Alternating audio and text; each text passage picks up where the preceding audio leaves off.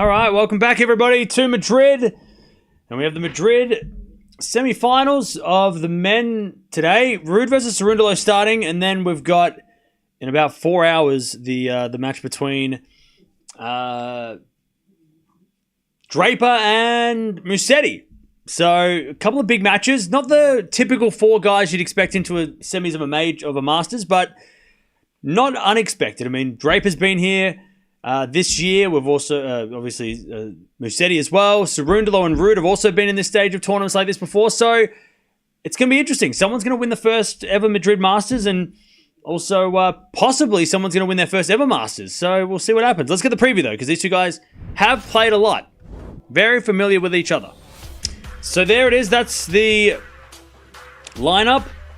And you can see Cerundolo, number 20 in the world, or 20 seed. He took out Mensik in the last round, but also took out Zverev along the way.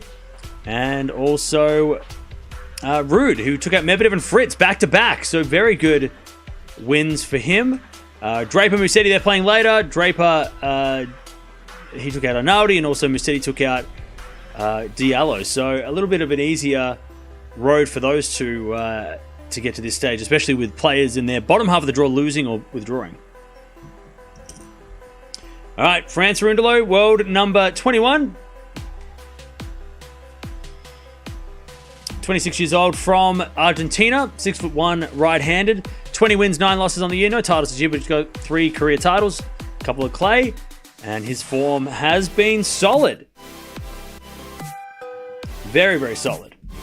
And Casper Ruud, world number 15, which is weird to say, but he's dropped down the rankings due to the last couple of weeks not being able to defend the points from last year. He's 26 years old from Norway, 6 foot tall, right-handed, 15 wins, 6 losses on the year.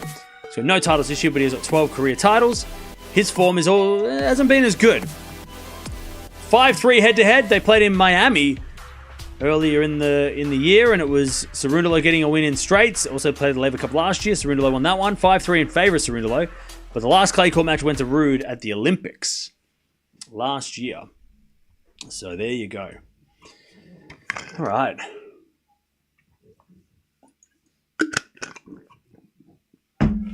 All right, how are we doing, chat? Are we ready? Are we ready? Jay.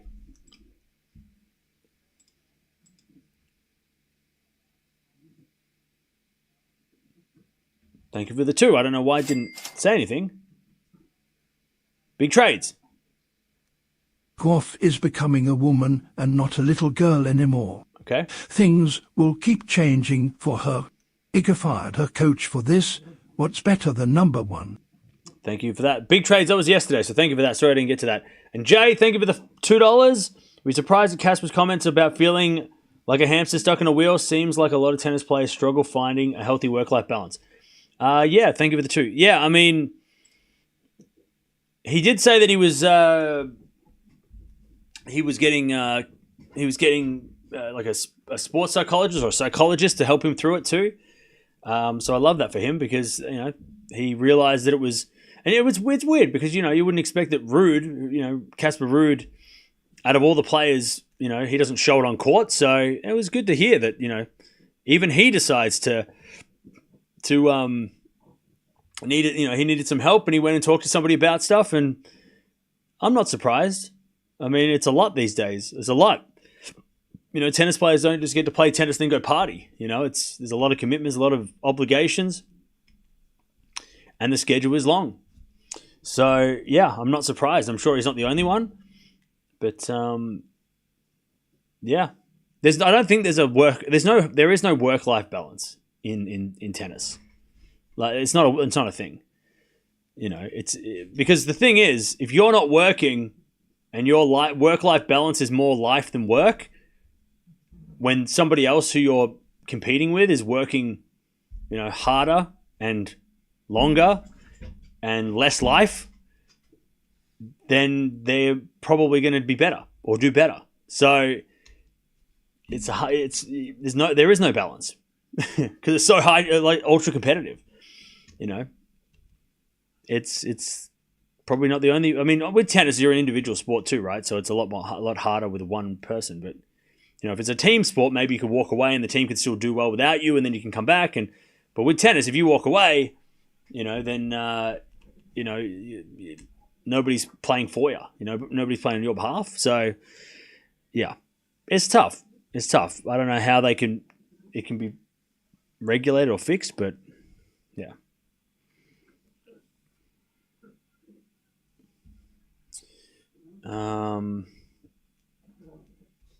I love that Casper sent an encouragement message to Swiatek that was classy of him. Maybe like and respect him more. Yeah, it was great. Yeah, thanks, Dutchy. I saw that. So apparently the women's finals at 2:30 in the morning my time. So that's really fun. I thought it was at 11 o'clock my time, but obviously not.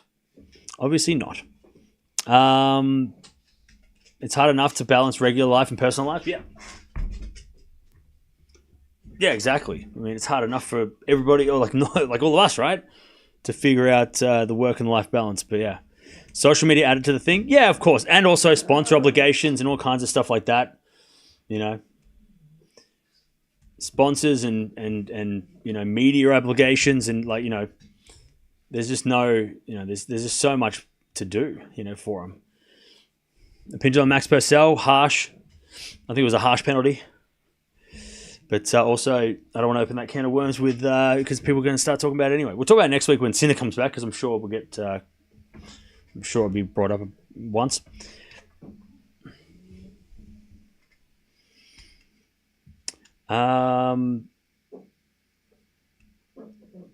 Just found out Swiatek lost her granddad recently. That's rough. Yeah, apparently before Madrid. So, yeah.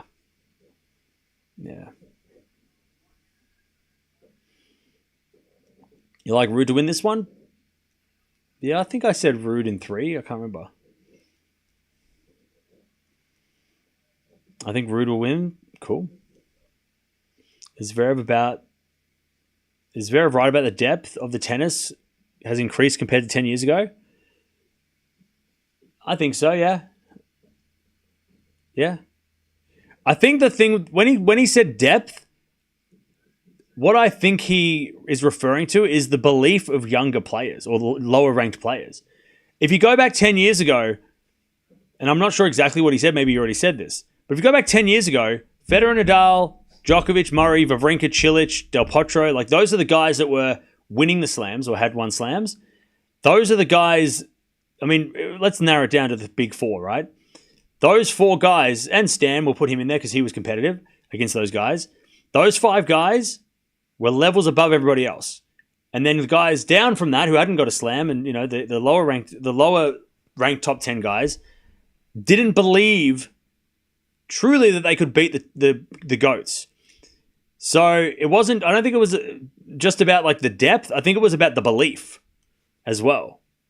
Like a lot of players now that Djokovic is not playing well and Nadal and Federer are gone, a lot of guys now I think believe, even if they're number 40 in the world, I think they believe that they could win because the guys that were winning everything are gone. The guys that were taking all the titles are gone, for the most part. And I don't, and I've said this before, right? I don't think the guys that are like under 25 fear Zverev and Medvedev in the same way, not even close as Zverev and Medvedev, and Tsitsipas feared playing Rafa on clay, playing Roger, right? Playing Djokovic every day, right? The younger guys don't fear the current guys, whereas the current guys feared the GOATs for good reason. So I think that's probably what he meant by depth, is that like there's a lot more guys that believe they can win now. Whereas 10 years ago, you're happy to make a final. Like we celebrated Grand Slam finalists 10 years ago. We're like, oh, well, Federer won, but, Kevin Anderson made the final. Good for him. Or, well, Rafa won again, but David Ferrer made the final. So, good on him for making a final. Like we celebrated the runners-up because, because the GOATs would win everything. And if you came second, then, you came second to a GOAT. So that's not bad. Whereas these days, everything's about winning it. If you don't win the slam, we don't remember. Ruud doesn't get any compliments for 3 finals, does he? Whereas maybe 10 years ago, 3 finals would be like, holy shit, Ruud's made 3 finals. That's amazing. So I think that's probably, maybe he said that. I don't know. But that's probably what he meant by depth. It's just belief. Anyways, love 15. Who you got this one, chat? I'm going to go with Ruud in 3.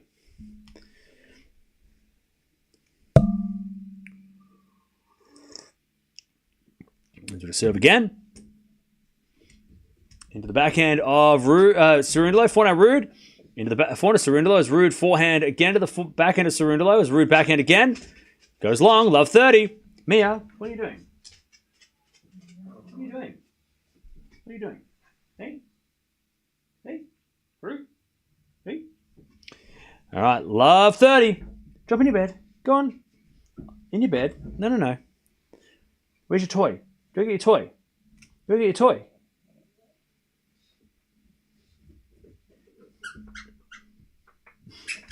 All right, love 30.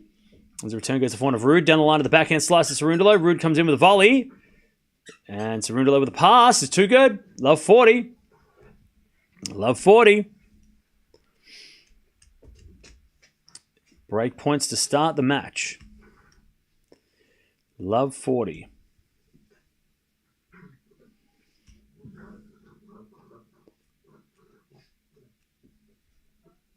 Love 40.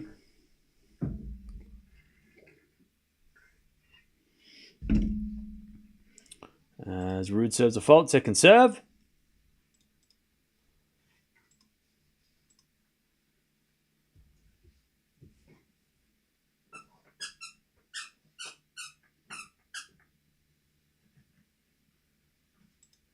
Did Naomi Osaka win today already, or is she playing tomorrow? 15-40, one saved.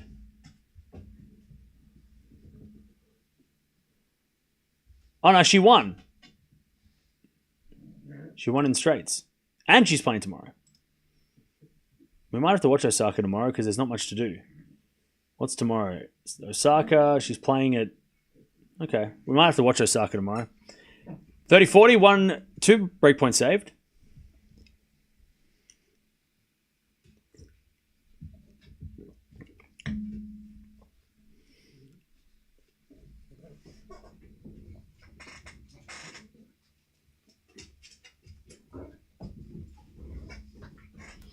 All right.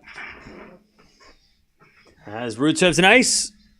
And it's deuce.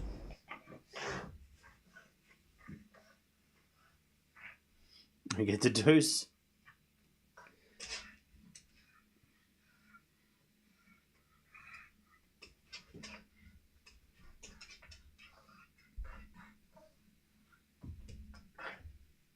We get to deuce. Gone. Good serve again, Ruud. I'm sorry, Cerundolo with the return winner, my bad. Mia, I'm trying to do something. You go over there. Now, Mia's just freaking out. She's going crazy. She's going nuts today. Advantage Cerundolo. Good return as he tries to take the break to start the match. Serve goes in the forehand of Cerundolo. Return. Nope, that's a let. That is a let.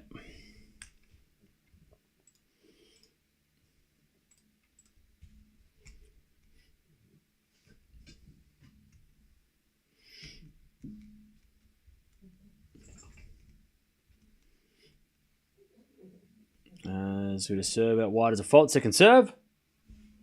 Oh, no, it was nice. Look wide. Get it. All right, deuce.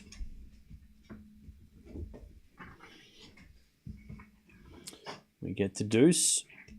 As Ruud serves again.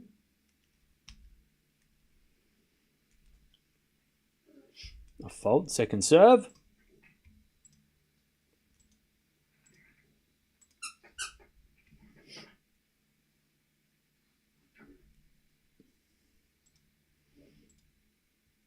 As the backhand goes into the backhand of Ruud. Cerundolo again to the forehand of Ruud. Into the backhand of Cerundolo. Ruud with the forehand again. Cerundolo goes again the backhand of Ruud. As Cerundolo backhand goes the forehand of Ruud. Into the forehand of Cerundolo on the stretch with a slice. Ruud down the line as Cerundolo hits a backhand into the backhand of Ruud. Again to the backhand of Cerundolo, who hits it in the net. And it's advantage Ruud. Advantage Ruud to take the first game of the match.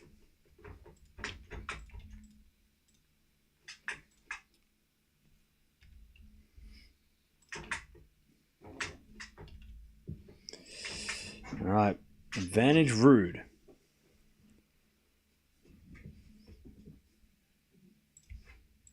As he serves a let.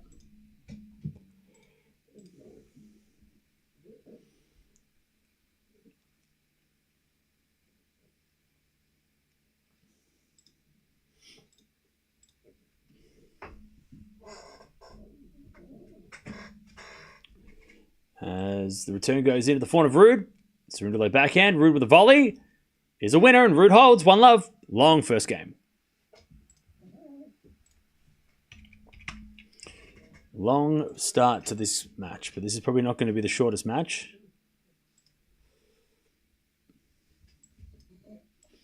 All right, 1-0. Mia, what do you want? You want to say hi, do you? All right, go on. Say hi. Say hi. Say hi. What is it?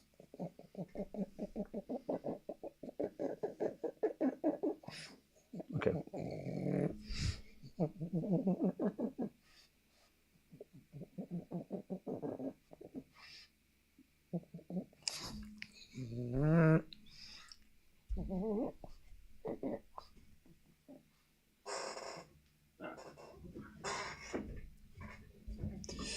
Okay, Ruud holds. First game.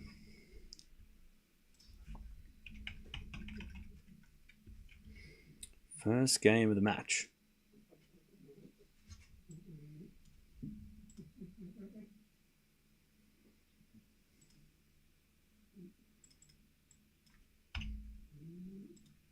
As the return goes in by Ruud. 15-love.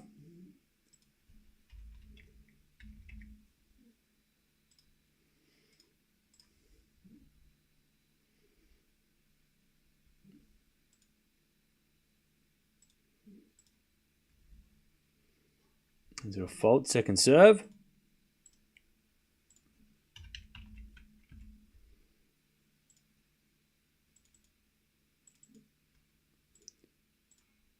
As the return goes out by Ruud. 30-love.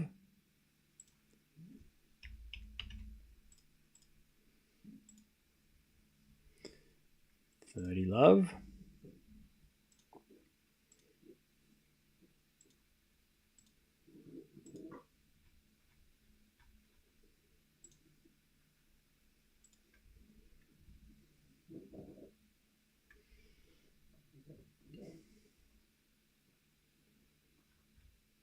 All right, 30-love.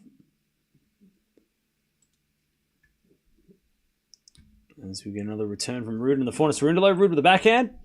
To the backhand of Cerundolo. Down the line's a winner, and it's 40-love. 40-love.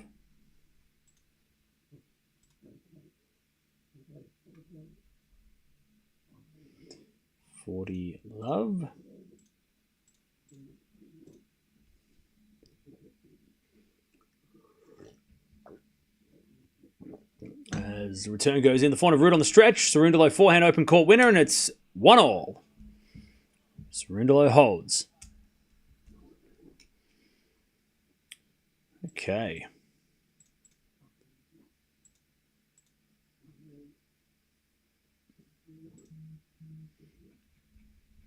All right. First game's 1-all.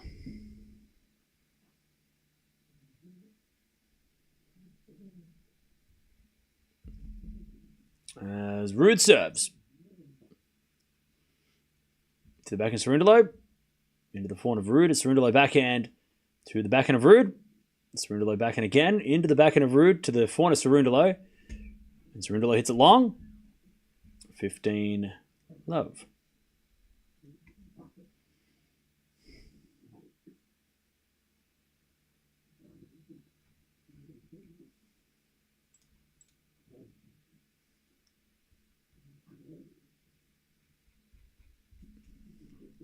Serve again. As Ruud comes in with a bounce smash. Puts it away. 30-love.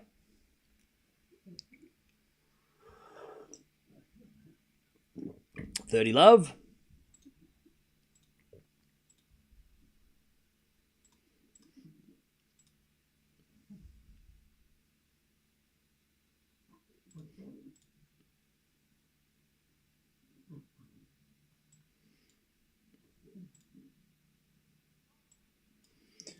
All right, first there was a fault, second serve.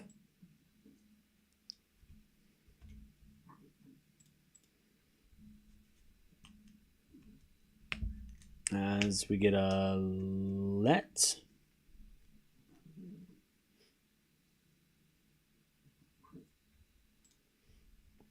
Serve again. Into the backhand of Cerundolo. Return goes backhand of Ruud. Cerundolo slice. Into the backhand of Ruud again. Down the line's a winner from Ruud, and it's 40-love.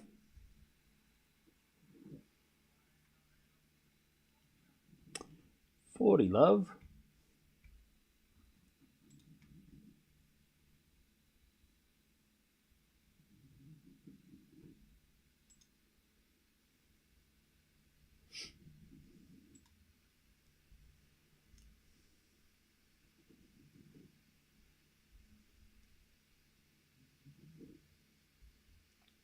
As Ruud comes in with a bounce smash. And hits it in the net. Oof. 40-15.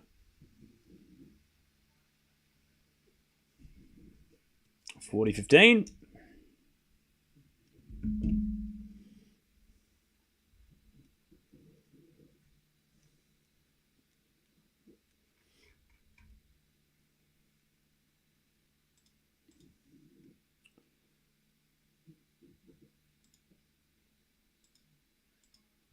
All right, nice serving from Ruud. 2-1. Much easier hold than the first game. 2-1.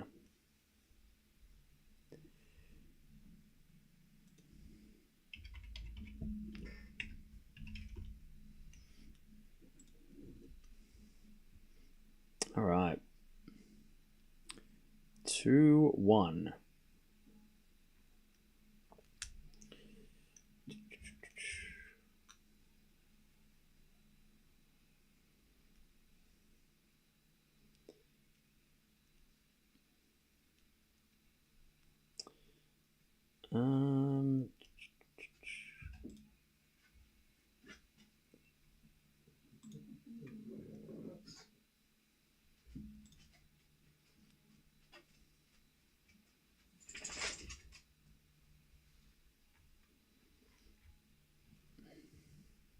But like the trainer's out on the court for Ruud, so that's not good.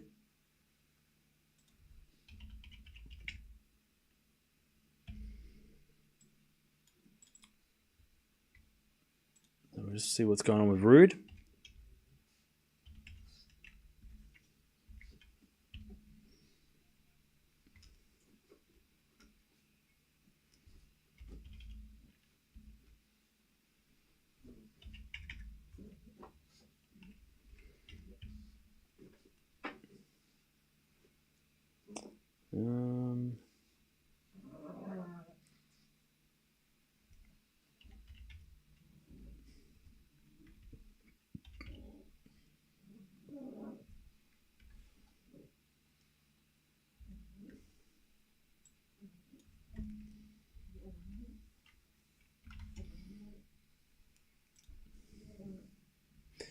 Just checking his breathing or his back. It looks like he's got something wrong with his back.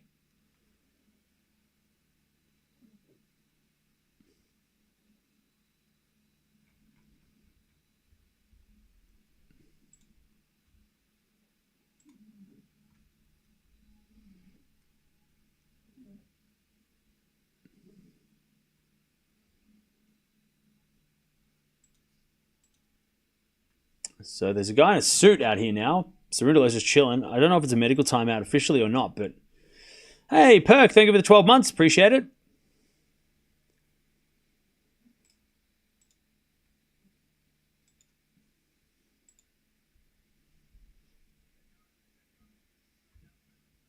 Ruud is getting a medical timeout. Again, it looks like it might be a back, like a shot in between his shoulder blades.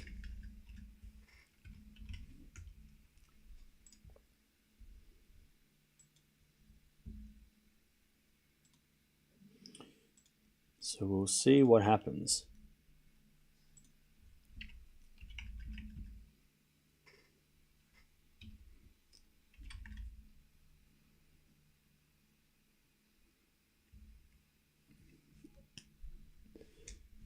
Yeah, it looks like it might be shoulder blade, upper back.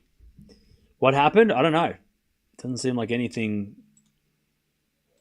serious happened. All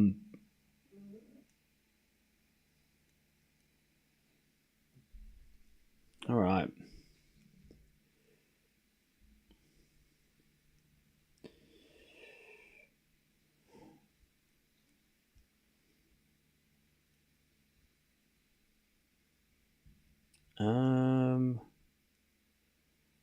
Isn't it pointless for players to do challenges since it's pretty much impossible to gain notable points from small events? And is it for practice? It's mainly for, I mean, some players do it for practice. I think like Naomi Osaka, for example, I think she's playing that challenger to get more clay matches, not more points. So for most players that are high ranked, it's to get extra matches. It's not to get,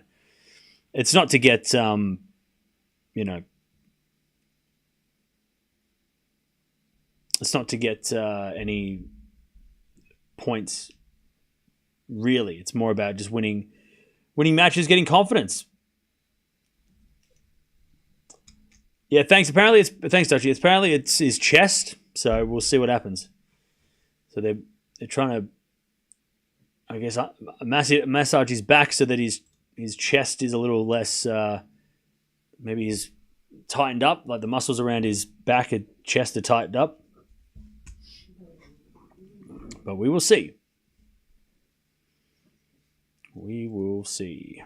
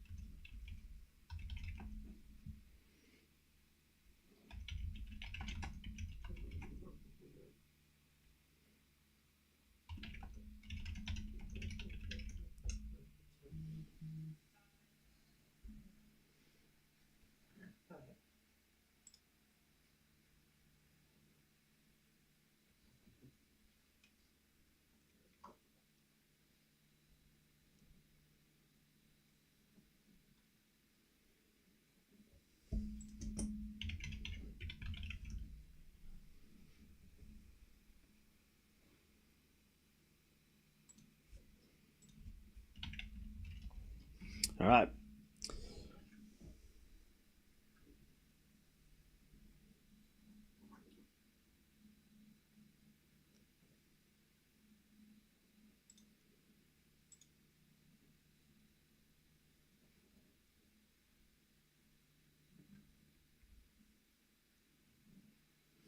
All right. Nice hitting there from Ruud. 15-all.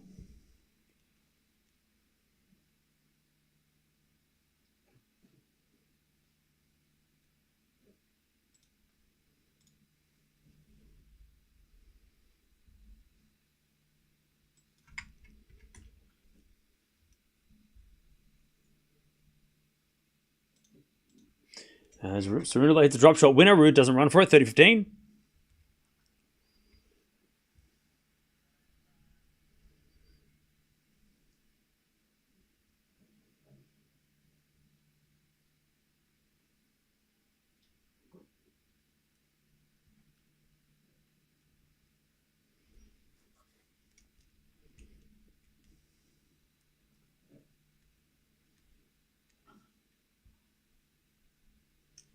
All right, 30-15. First has a fault, second serve.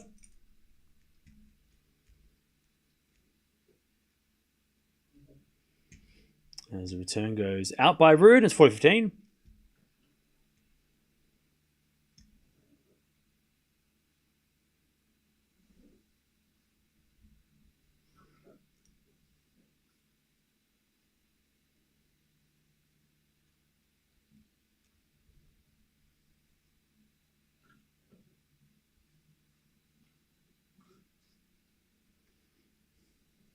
Cerundolo serves a fault, second serve.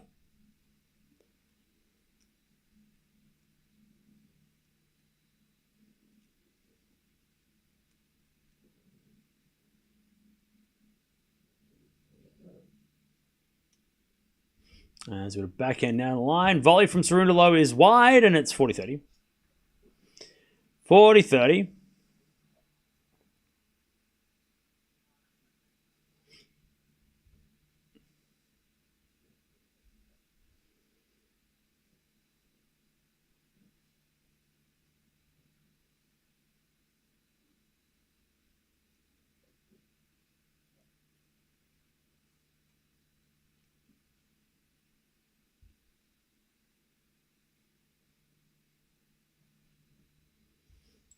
As we find out from Cerundolo, Ruud with a slice, goes in, Cerundolo drop shot in the net, and it's deuce. Man, Fran's playing a little bit easy on Ruud now, after that medical timeout. We get the deuce.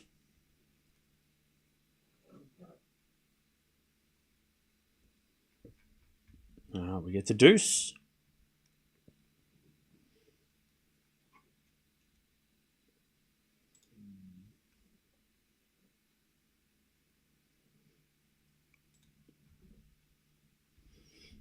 As the return goes in, the forehand of Ruud, backhand out from Cerundolo. Into the backhand of Ruud. Ruud hits it wide, advantage Cerundolo.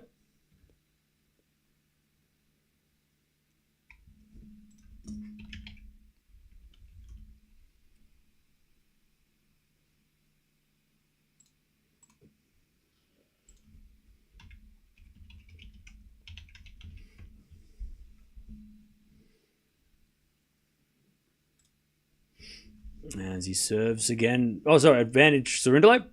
First serves a fault, second serve.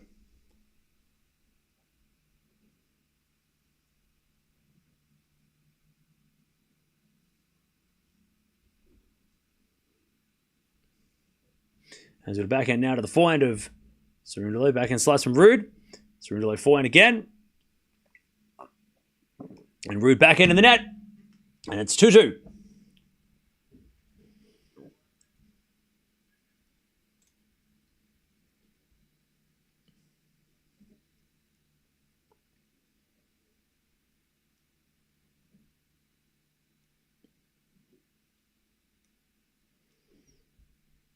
All right.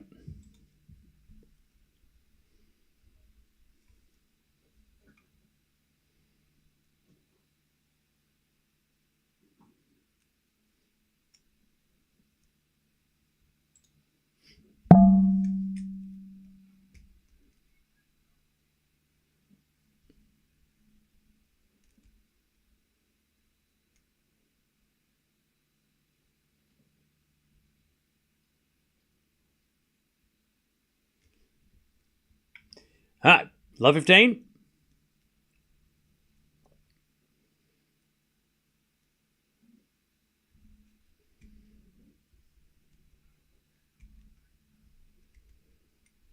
Love 30. Ruud in trouble again. You're just joining us. Ruud did have a medical timeout on his back.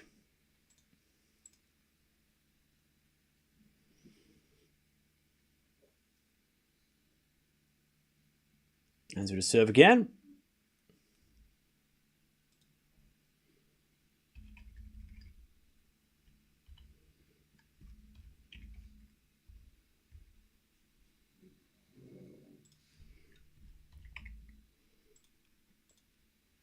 As we're backing now to the forehand of Cerundolo. Backing up from Ruud. Again to the backhand of Cerundolo. And Cerundolo hits a winner. Love 40 to take the break.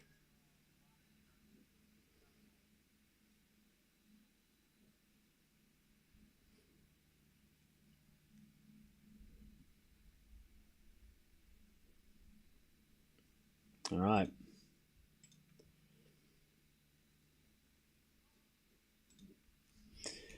Love 40.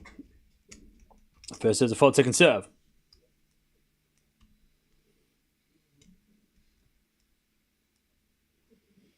Ruud double faults. All right, Cerundolo gets the break 3-2. Ruud still looks like he's struggling physically out there.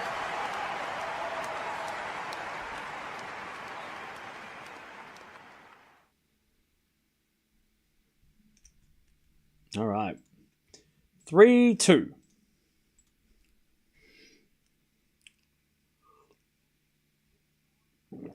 Let's see if how long Ruud goes here.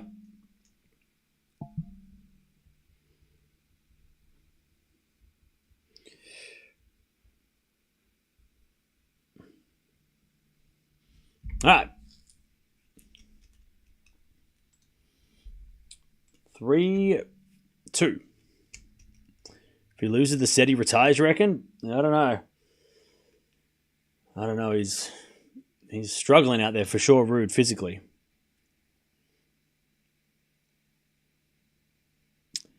All right. Ruud has had a couple of tough opponents come up. I mean, he's just beaten both Medvedev and Fritz back-to-back. That's not easy. That is not easy. Came out of nowhere. Yeah, I mean, again, maybe he slept funny. Maybe he woke up and it was just one of those things, you know. What is the injury? So he has like a chest problem, but it's something to do with his back. So they worked on his back because he had something in the chest. So it must be something around the torso. Either an injury or some tightness or something. So yeah. That's what he is trying to figure out. Restricting his movement, yeah. All right. 3-2 Cerundolo. He breaks. Hang on, check. 1 second. Cerundolo hits a winner, 15 love. There you go. All right. 15 love. 15 love. By the way, next match starts in like 3 hours, so we've got some time if this match doesn't go much longer. 30 love.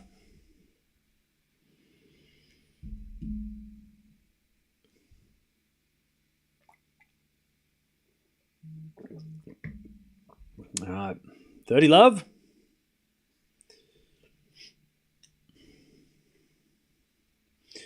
As we return now to the front of Cerundolo. Cerundolo in there for 30-15. 30-15.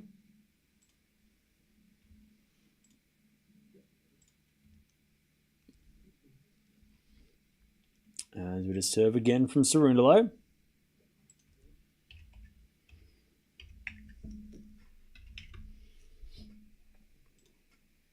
As the return goes into the forehand of Cerundolo, backing out from Ruud. Into the forehand of Cerundolo. Ruud with a slice. Cerundolo inside out forehand winner. And it's 40-15.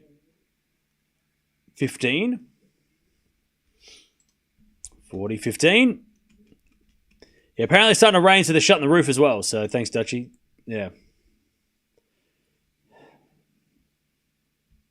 40-15.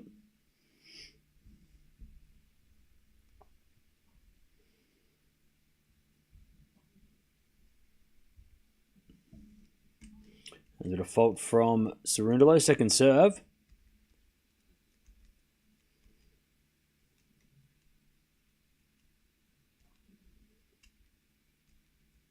As we return now down the line of the backhand slice of Ruud. 4 now from Cerundolo. Into the forehand of Ruud on the stretch. Cerundolo drop shot is in the net. And it's 40-30.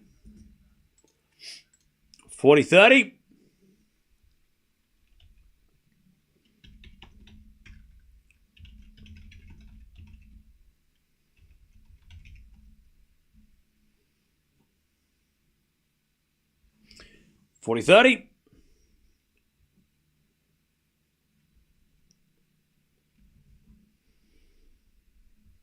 As we default from Cerundolo, second serve.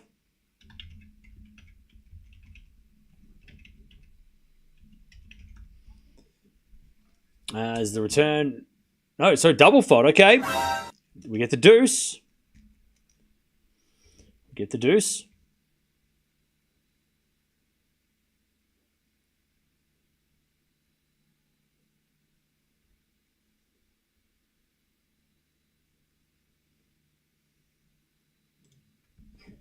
As we return now to the forehand of Cerundolo. Forehand out from Ruud.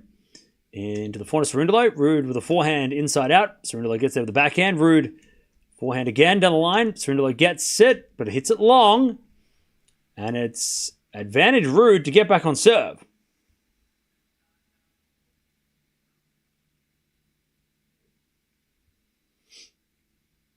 All right. Advantage Ruud. to get back on serve.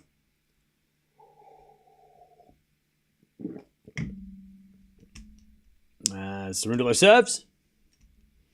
Into the forehand of Ruud. Return goes to the forehand of Cerundolo. Ruud with the backhand. Goes long. Back to deuce.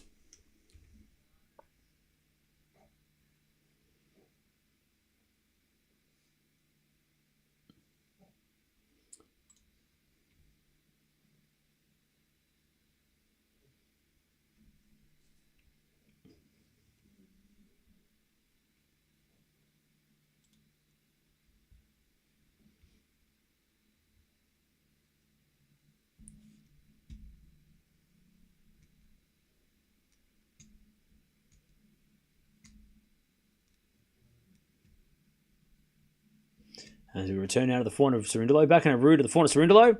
Cerundolo sprays it wide. Advantage. Cerundolo.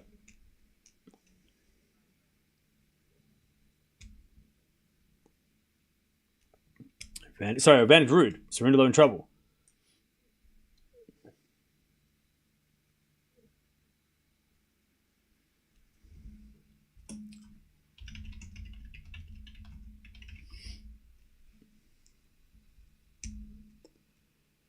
As we default, second serve. As we serve now the forehand of Ruud. Return goes back in Cerundolo.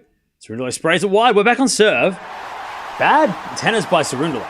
Ruud is not playing, not looking great, but Cerundolo's given a lot of free points. All right.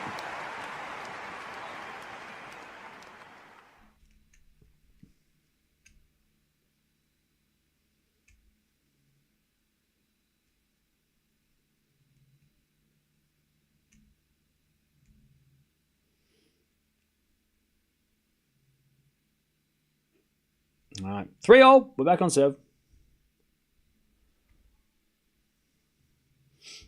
As a default, second serve.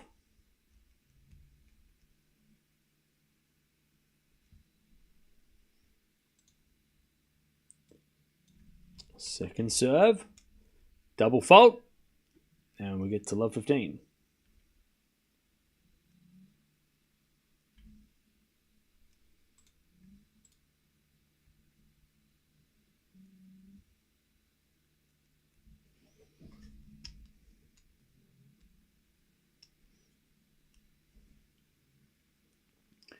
As a default, second serve. Second serve.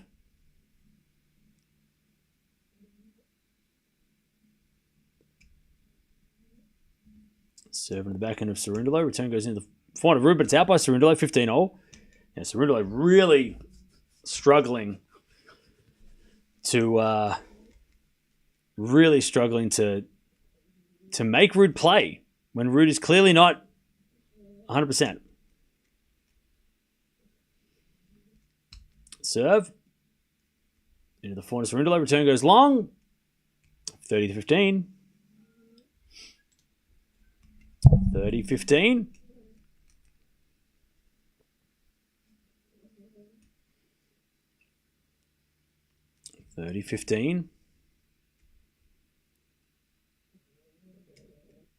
As Ruud serves again. Into the forehand of Cerundolo. Return goes long. 40-15. God, Fran's got to be pissed at himself for this because, he is giving Ruud a lot of free shots.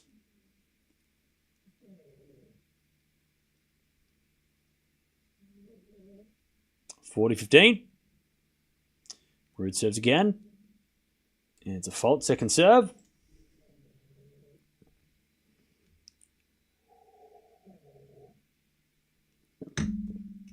Second serve. Into the back of Cerundolo. Return goes in the back of Ruud on the stretch with a slice. Cerundolo forehand goes long. 4-3 Ruud. He's back in front. 4-3. All right.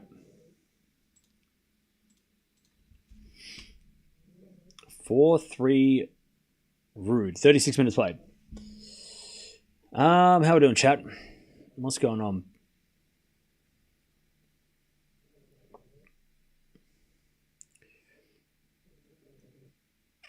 How does Ruud look physically? He doesn't look good.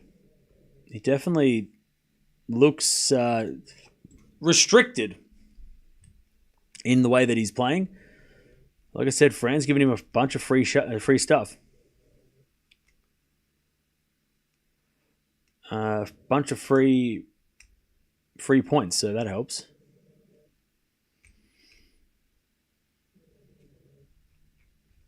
All right. Yeah, the roof is almost closed. It's starting to rain, so they're just shutting the roof.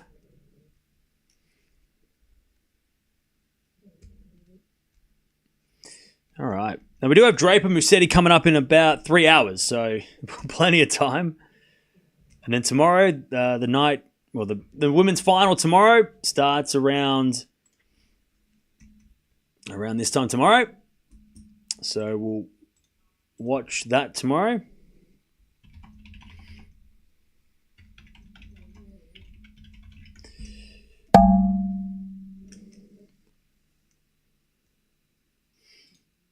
All right. 4-3. Ruud with the lead. Cerundolo's had the break, though, and Ruud's was injured. So Cerundolo really not making Ruud struggle here. He's giving him all the free points. He's got a forehand from Cerundolo. That goes in the front of Ruud. Cerundolo forehand again. Down the line at the back of the Ruud. Sliced. Goes wide. That's 15 love. Yeah, Sabalenka Gauff tomorrow. Sabalenka versus Gauff tomorrow. So get excited for that one.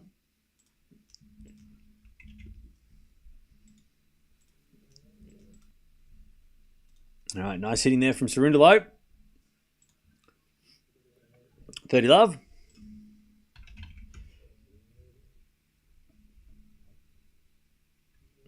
$30 love.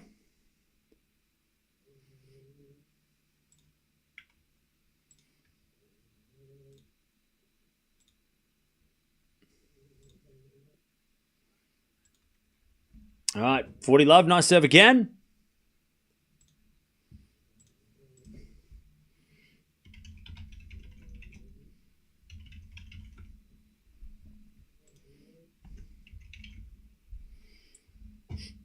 All right, serve out wide. Into the slice of Ruud. That goes in the net from Ruud, and Cerundolo levels 4-4.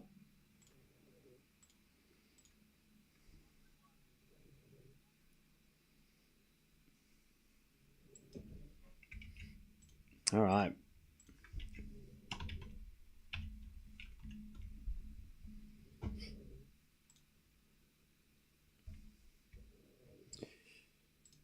Okay.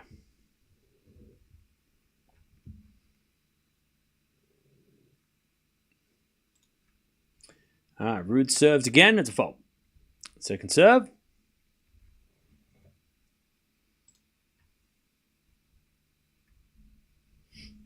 Second serve.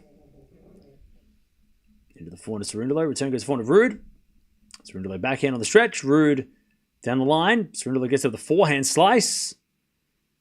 As Ruud forehand again to the forehand of Cerundolo. Ruud forehand down the line. Cerundolo's over the backhand cross. Ruud gets it. Into the forehand of Cerundolo down the line's good. Ruud can't get that back. And it's love 15. Much better by Fran.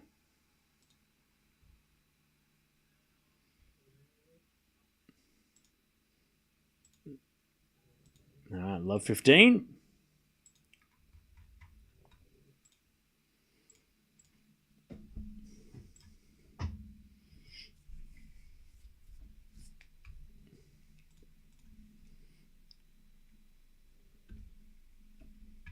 Love 15. As Ruud hits a nice serve. 15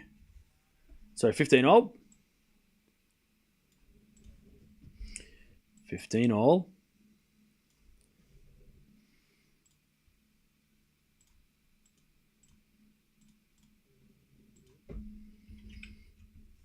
15 all. Let's do a serve again. Into the forehand of Cerundolo. Back in a Ruud. Into the back of Cerundolo. or just goes wide. 30-15.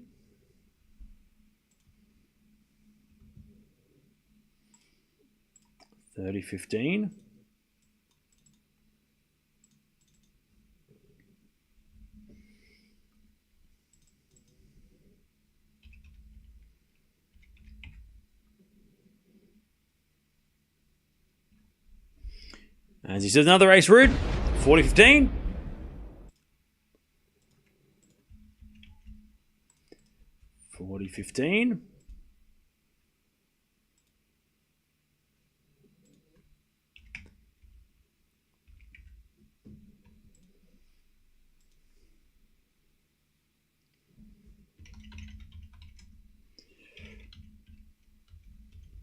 As the return goes into the back end of Cerundolo. Ruud with a pass. Cerundolo volley. Ruud gets there and hits a winner. All right, Ruud's starting to look a bit better. And it's 5-4. 5-4 Ruud. Stays in front.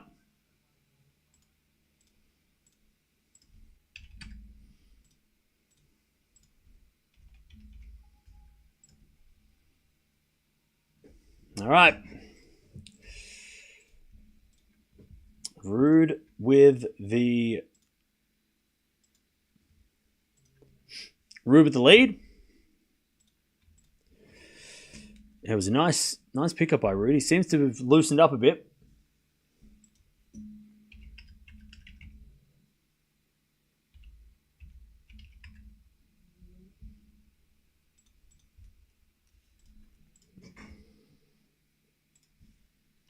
All right.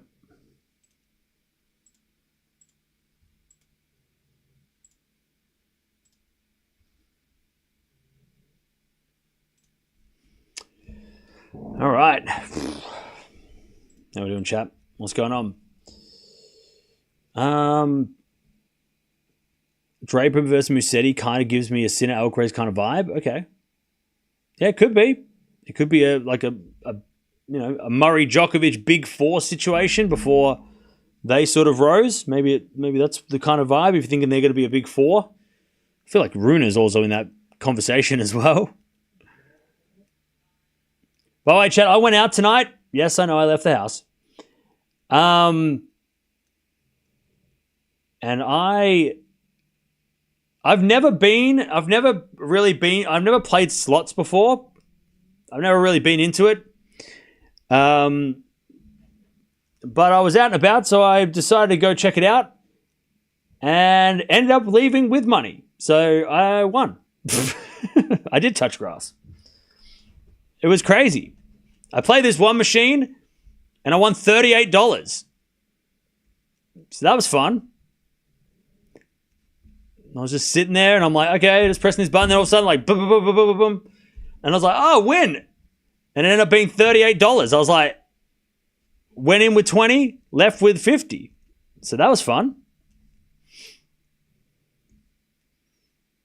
There was a lot of people there too. It was really busy. A lot of people were gambling at 10 o'clock at night. It was very interesting. So that was good. So that was a win. As at a back-end rally, Ruud with a slice. Cerundolo forehand. Into the forehand of Ruud on the stretch. Cerundolo forehand again. Is a drop shot. Ruud gets over the slice backhand. Cerundolo forehand lob. Ruud puts away the smash. It's 15-0. 15-0. Australian gambling machines are legal in the pubs. Yeah, that's where I went. I went to a pub. No gambling? No, I'm not saying you should go do it. I'm just telling you what I was up to. Like, don't gamble if you, I'm not encouraging that. I'm just saying that I went out inside and that's what I did. And it was interesting. But also while I was there, I heard somebody say that they once lost $1,000. Someone walking by was talking about losing a lot of money there. And I was like, oh, okay. I'm like, yeah, I'm like, cool. I'm just going to take my little winnings and leave. 15:30, by the way. The addictive beast is unleashed. No, I know how to control it. I'm not not like that. I know when to... I go in with a limit. Like, I had $20, and I'm like, if I lose this $20, okay, fair enough. But I had a $20 note in my wallet, so I was like, hey, let's see what's up.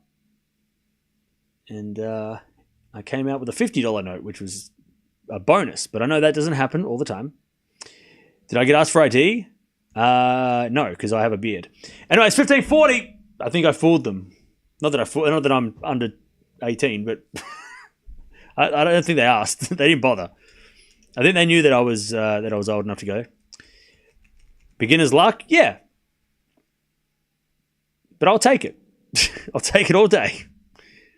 I'll take beginner's luck. And it's 15:40. Cerundolo with a fault, second serve. Second serve. Second serve to the forehand of Ruud. Return goes to forehand of Cerundolo. Ruud with the backhand slice. Cerundolo forehand. Into the slice of Ruud. And Cerundolo forehand again. To the backhand of Ruud. Into the forehand of Cerundolo, who hits a winner, and it's 30-40. A win's a win, yeah.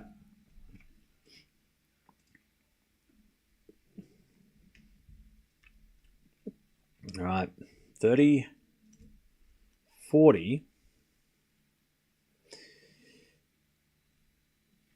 Still break point.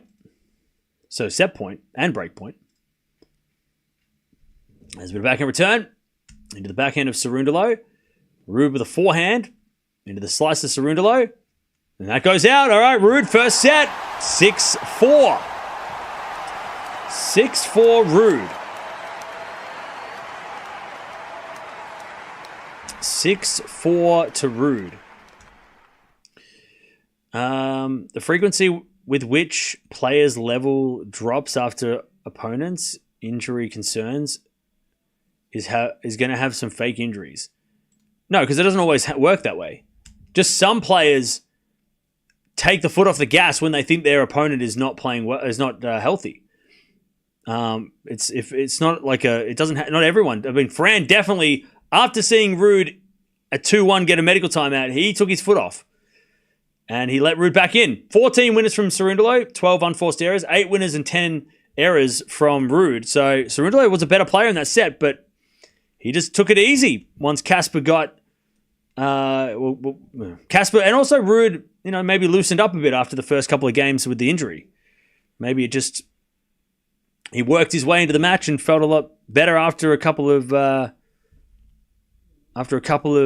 games. And Cerundolo was up a break. Remember, he's up 3-2. So, remember that as well. How did Ruud win that? Mental cramps, physical cramps, I guess? Maybe. Yeah, Ruud loosened up for sure. So, apparently, he hurt his back in the warm-up when he was in the training rooms. That's apparently... hurt his chest. And he felt a sharp pain. And... then went out on court and got the medical timeout real early, but it might have just loosened up a bit. And also, Fran was, giving out some charity. So, Casper will retire after the first set. I mean, yeah, we thought that might be the case, but Cerundolo didn't put any pressure on. He just kind of let Ruud back, and he let him get the first set. Really. All right. Fran will be kicking himself. He didn't run away with this. Yeah. Yes, he will. Yes, he will.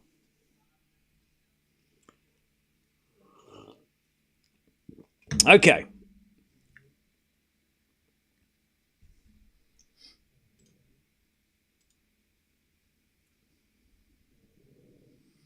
All right.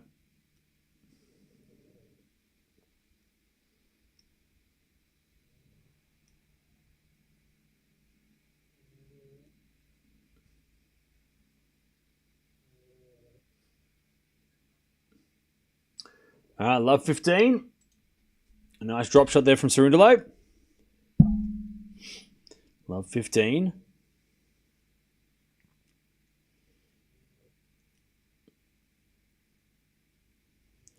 As we return now from Cerundolo. Ruud nearly fell over, but he stays on his feet. Cerundolo sliced the forehand of Ruud. Cerundolo slice again to the forehand of Ruud, but Ruud wins the point. Cerundolo overhits it.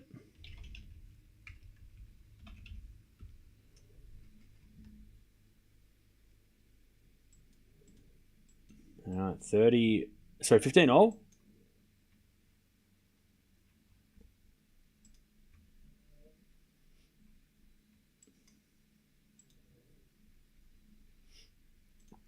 As the return goes out by Cerundolo,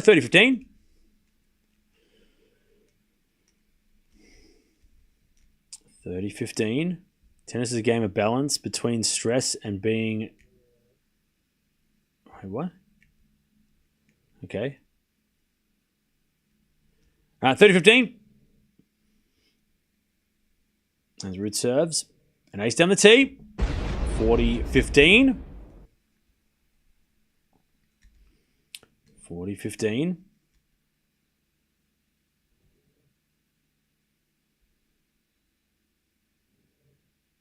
And Ruud serves again.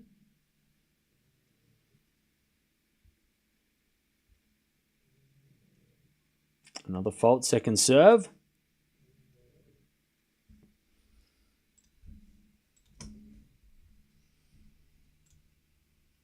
Second serve. As the backhand goes in the forehand of Cerundolo, Ruud with the backhand. Again to the back of Cerundolo, Ruud with the backhand on the stretch. Cerundolo forehand cross winner, and it's 40-30. 40-30.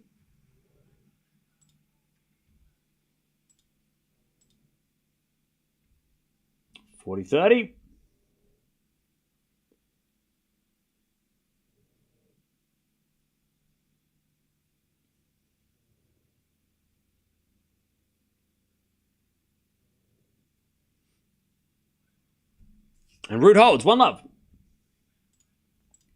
1-0 Ruud.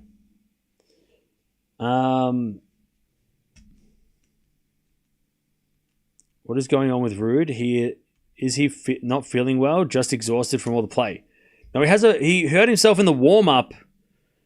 Not even the warm up, like the pre warm up, not the warm up from not the warm up on the court, the warm up in the locker room. And he hurt himself, or he felt a sharp pain in the warm up, the physical warm up, the training warm up, and then it manifested on court as well, that he had to, that he was feeling sore as well on the court. So yeah, I don't know what, it's the warm up, but not the match warm up. It was the gym warm up, like the stretching and the physical warm up before entering the court. But he seems to have loosened up a bit now, so that helps. 15-love.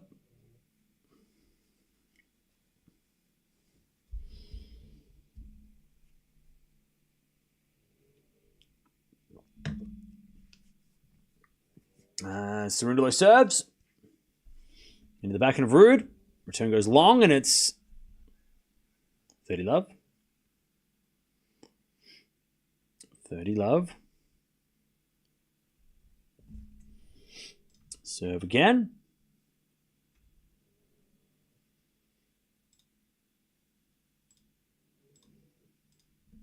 As the return goes into the net by Ruud, 40-love.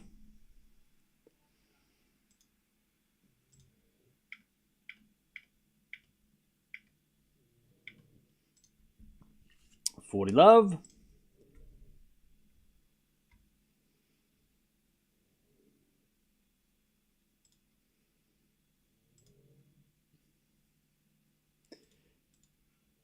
As the return goes in the net, goes wide by Ruud. And Cerundolo holds. 1-1.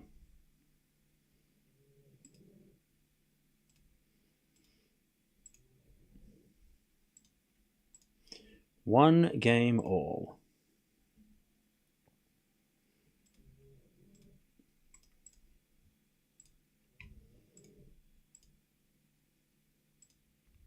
One.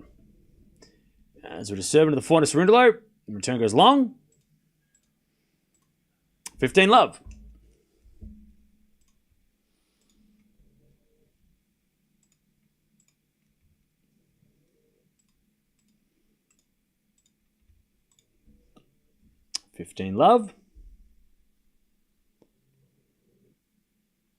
As the return goes into the forehand of Ruud. Cerundolo to the backhand of Ruud, into the backhand of Cerundolo. Ruud hits a backhand, forehand to the backhand of Cerundolo, again to the backhand of Ruud. Cerundolo down the line. Ruud gets on the stretch. Cerundolo forehand goes to the backhand of Ruud, into the backhand of Cerundolo. Ruud backhand again to the backhand of Cerundolo. Hits a winner down the line.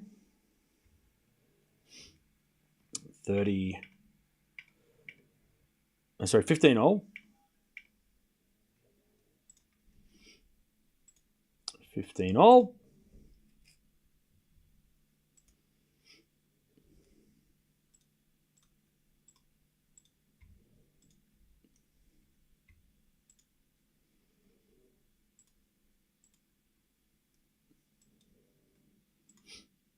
15 all. As we're serving to the slice of Cerundolo.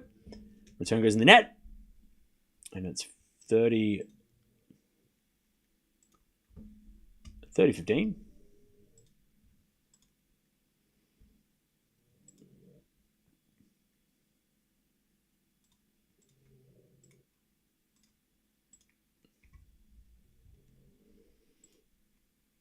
30-15. As we get a fault from Ruud. Sorry, let from Ruud.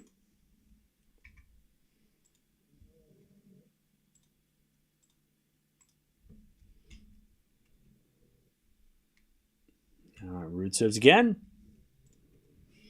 As the return goes into the forehand of Ruud. Cerundolo forehand on the stretch. Goes out. 40-15.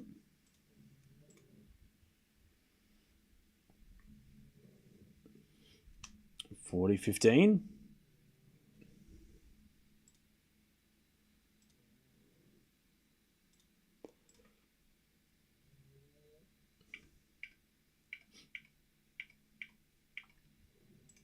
As we get a volley from Ruud, goes long, 40-30.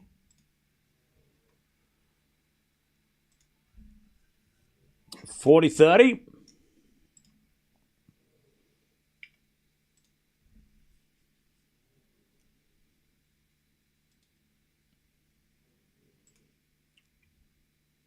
All right, 40-30.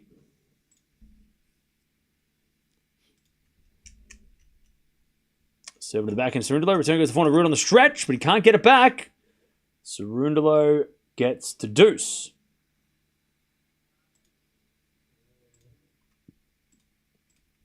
Oh, we get the deuce.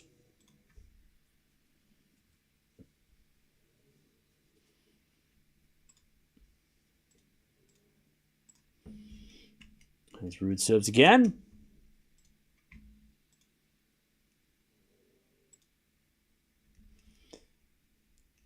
First serve is a fault. Second serve.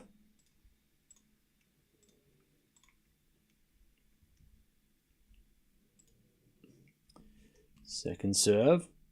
Into the backhand of Cerundolo. Return goes to the backhand of Ruud. Cerundolo backhand into the forehand of Ruud. Off the tape goes long, and it's advantage. Advantage Cerundolo to break back. So to break. He's already... It's 1-0. He's trying to break. He's trying to break. There's been that many chances to break for both guys already in this match. As with a serve into the back and Cerundolo. Return goes down the line. Ruud with a slice. In the net. There's the break. All right. 2-1. Cerundolo takes it. Early break for Fran. Hey, WG, thank you for becoming a member again for 12 months. Appreciate that. Thanks for sticking around. Also, thank you, Perk, for the 12 months as well. Sorry I didn't get to that earlier. By the way, Wawrinka's playing Basevaretti right now, and he's up a set and a break, so he's doing all right.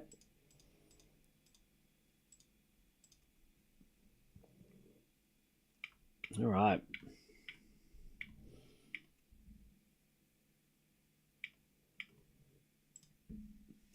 How we doing, chat? What's up? Watching this makes me more confident that Musetti will win Madrid. Okay. It was actually great. Andreeva made the funniest face. Wait, what? Oh, Dash's vlog are you talking about?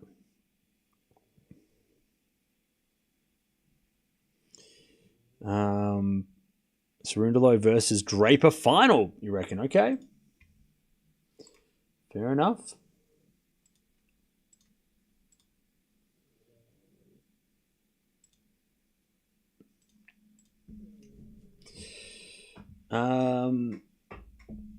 What were your thoughts on Wawrinka Popyrin? I didn't watch it. What happened? Don't mean to be rude, but Casper will retire. I don't think so. I don't see Ruud retiring. I think he's going to play on. I want Draper to take it. Okay. Cerundolo, please. Breaks. No compassion. Wait, what? All right, 2-1. Fran breaks. Fran with the break.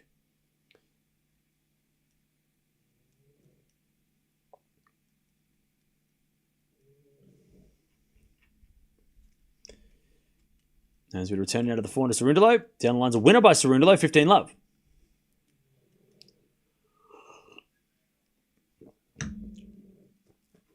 Love.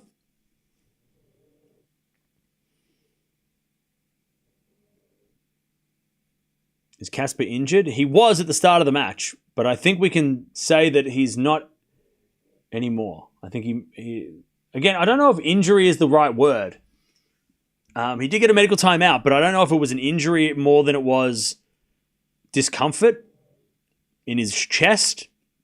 That kind of was in his back as well. So he got that worked on, and he seems to have gotten, I wouldn't say he looks great, but he's definitely looks, he looks like he's moving freely. A lot more free than the first couple of games. As we serve now the forehand of Ruud. Return goes to forehand of Cerundolo. Ruud with a forehand inside out. Cerundolo backhand slice. Goes out. 15-30. This is just what Fran's been doing. He's been getting broken straight back, you know. All right, 15-30.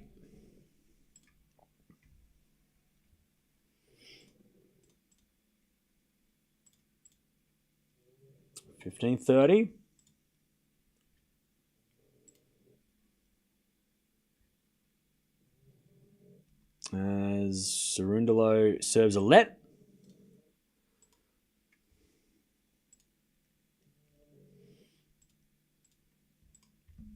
Into the backhand now of Ruud. Cerundolo backhand to the slice of Ruud. And Cerundolo with a drop shot. Ruud's going to get there though. Cerundolo with a pass is a winner. And it's 30 all.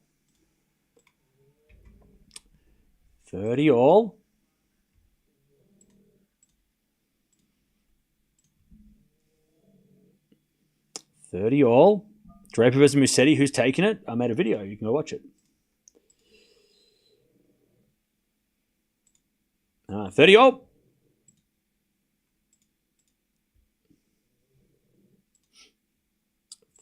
As we serve again to the backhand of Ruud. Cerundolo forehand. Into the backhand of Ruud. Cerundolo again to the slice of Ruud. Ruud hits it long and it's 40-30. Cerundolo to take the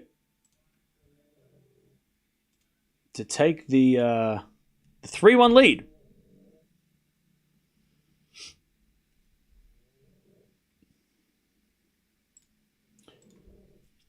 All right, 40-30.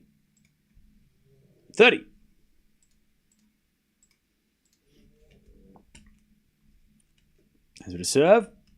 It's a fault, second serve.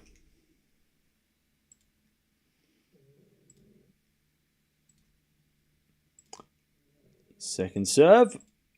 As a return from Ruud, goes down the line for a winner. We get the deuce. All right, we get the deuce.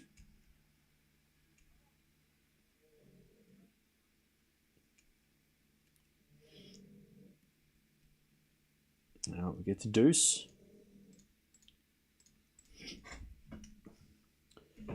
That serve was a 147 km/h serve by Cerundolo as well. That was slow. As with a forehand now from Cerundolo down the line. Slice from Ruud goes into the forehand of Cerundolo. As Ruud backhand slice again. Into the forehand of Cerundolo. The drop shot's in the net though, and it's advantage Ruud to get back on serve. Advantage Ruud.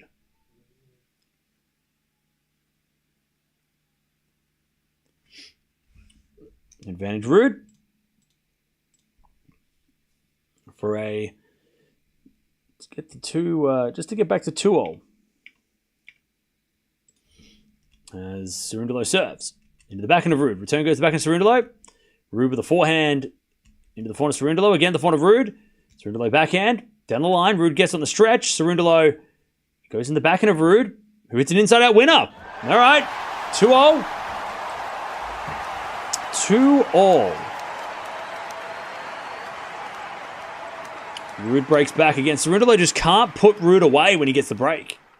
He just keeps giving him chances to fight back. Okay. 2-all.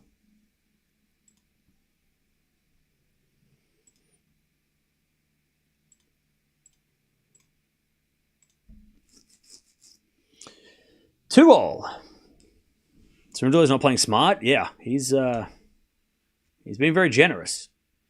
Ruud hits it out again, love 15.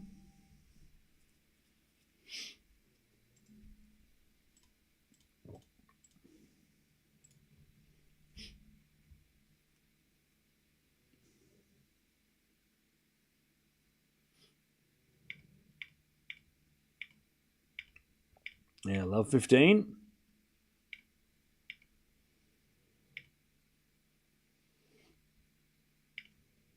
As we backhand winner down the line from Cerundolo. Love 30.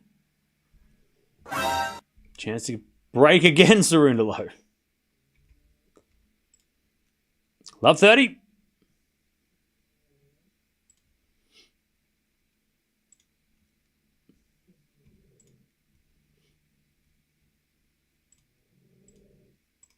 Love 30. As Ruud serves. Fault.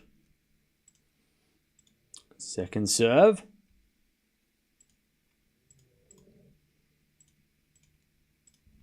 Second serve. Goes into the forehand of Cerundolo. Backhand of Ruud to the backhand of Cerundolo. Ruud with the forehand into the forehand of Fran, who hits it long, and it's 15-30. 15-30.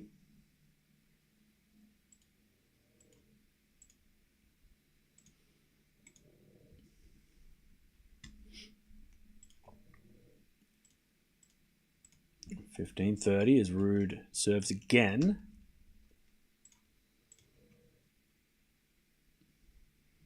Into the forehand of Cerundolo. Return to the forehand of Ruud. And Cerundolo goes to the forehand of Ruud again. Cerundolo again to the slice of Ruud. And Cerundolo with a forehand inside out. Ruud slice backhand in the net. 15-40. Cerundolo to get that break again. 15-40.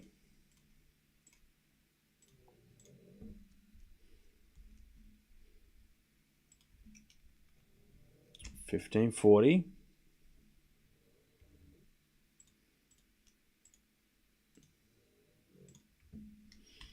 To serve out wide the slice of Cerundolo. Return goes into the forehand of Ruud. Drop shot is picked up by Cerundolo, but it's in the net. And it's 30-40.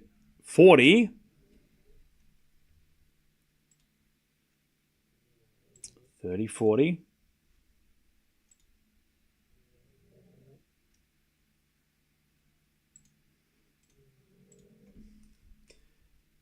30-40.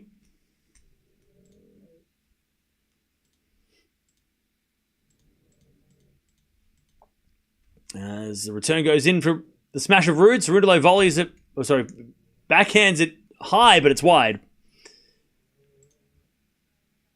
And we get to deuce.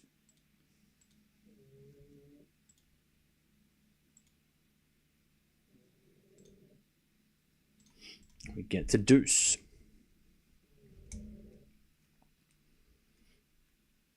Ruud serves again.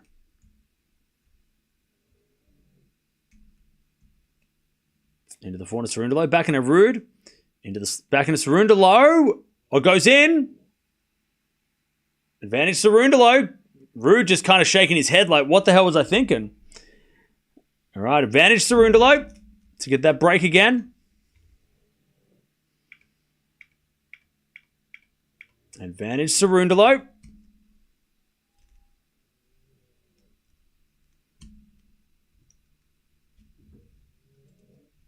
As we to serve. Into the backhand of Fran. Return goes into the forehand of Ruud. Cerundolo backhand. Again, the forehand of Ruud. Cerundolo inside out forehand of the backhand of Ruud. Into the forehand of Cerundolo. Ruud with the forehand of the stretch. Cerundolo. Inside out to the backhand of Ruud. Again to the forehand of Cerundolo. Ruud forehand again. Into the forehand of Cerundolo. But it goes long and we're back at deuce. We're back to deuce.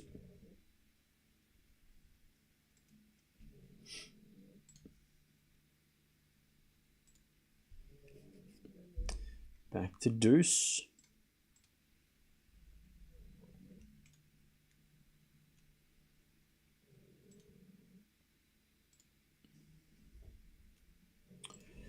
As we to serve.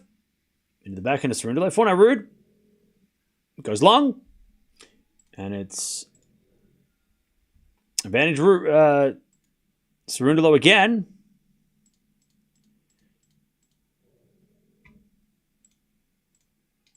Advantage Cerundolo to take the break again.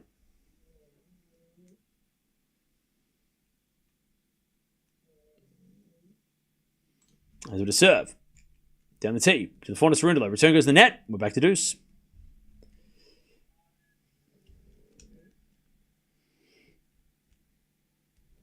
Back to deuce.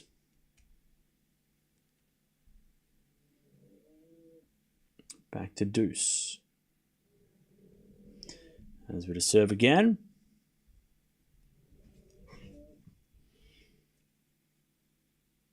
From Ruud. Here's a fault. Second serve.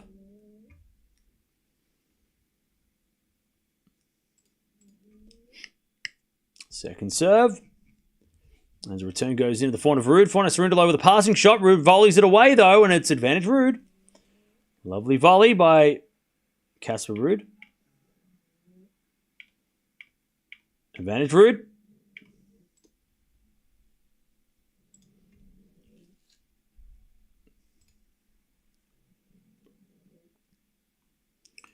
Advantage Ruud.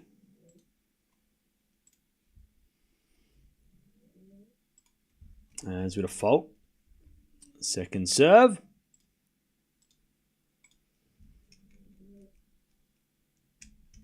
Second serve. Double fault. We're back to deuce. Okay. Back to deuce. It's raining outside, by the way. Definitely needed the roof shut. So the roof being shut has been a good idea. Good plan, Feli Lopez. If he was the guy. As the return goes into the forehand of Ruud. Cerundolo backhand. Into the slice of Ruud. Cerundolo goes to the forehand of Ruud, but Ruud overhits it. Advantage Cerundolo. Yeah, it's pouring down outside. Advantage Cerundolo to take the break midway through the set. 7.5 minutes played, by the way, for Ruud's service game. Ruud had a medical time in the first set. Yeah, he had a medical time out at like 2-1 in the first because of an injury that happened before the match.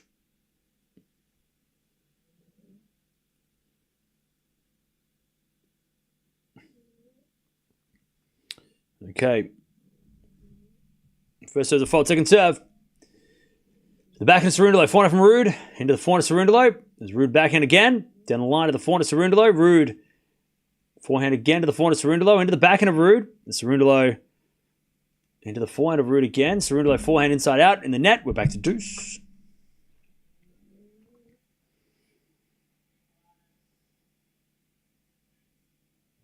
All right. We get to deuce.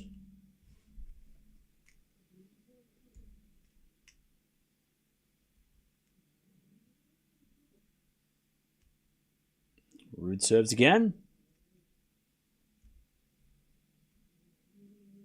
A fault. Second serve. Second serve.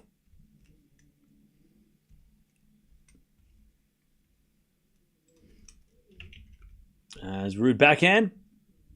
Goes into the backhand of Cerundolo. Ruud into the forehand of Cerundolo. Again to the backhand of Ruud. Cerundolo forehand. Sorry, Ruud forehand to the backhand of Cerundolo again. Ruud with a slice. Cerundolo inside out to the slice again of Ruud. Ruud in the net though. Advantage Cerundolo.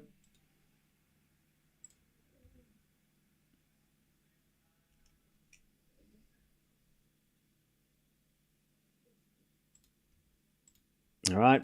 Advantage Cerundolo.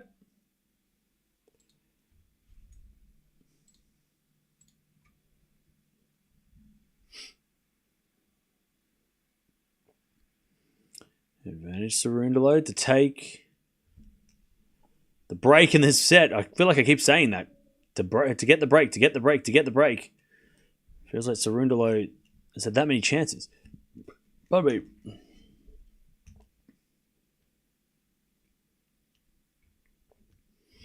All right, serve. Into the back of Cerundolo, back of Ruud. Into the forehand of Cerundolo. And Cerundolo in the net, back to deuce. Cerundolo's going to start losing his mind here, surely. All right, back to deuce.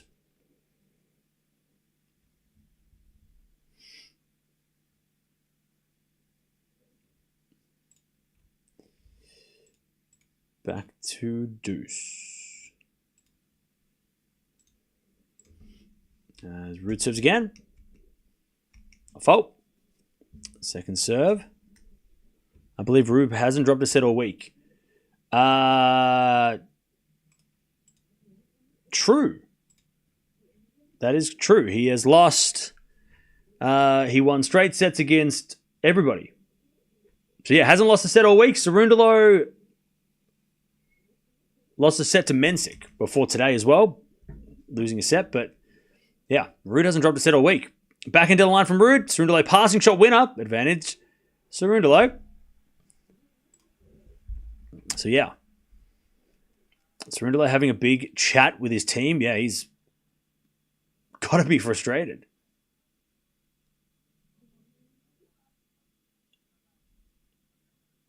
What is he talking about, Ruud, here?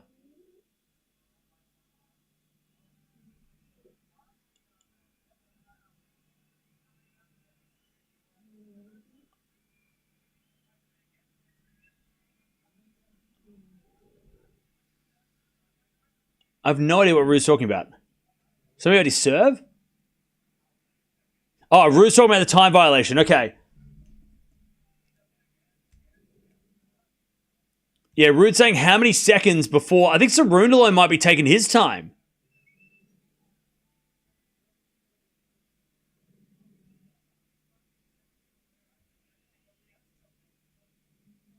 So the umpire... I think Ruud is asking... How many seconds... It's either he's asking how many seconds till Cerundolo...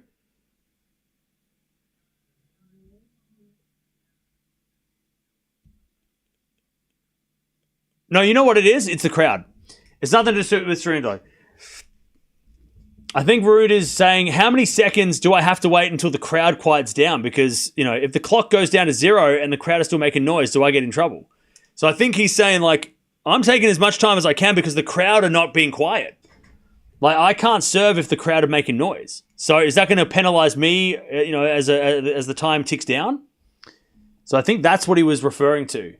That he's ready to serve, but he's waiting for the crowd to be quiet, and that's wasting time on the clock, right? I mean, what he could do is he could throw the ball up and then catch it, and then the clock stops, right? That's the trick, I guess. But you know, he's saying to the umpire, hey, I think he's saying if the crowd are making noise and I don't serve, am I going to get in trouble? Like, you know, it's not my fault they're making noise. I'm not going to play while they're yelling. Anyways, back into backhand rally. We're back to deuce here. I think that's what he was saying. As with a backhand goes out by Cerundolo. Oh, sorry, forehand goes out by Cerundolo. Advantage Ruud. I think that's what he was referring to. Oh, and that just missed by Cerundolo. Advantage Ruud.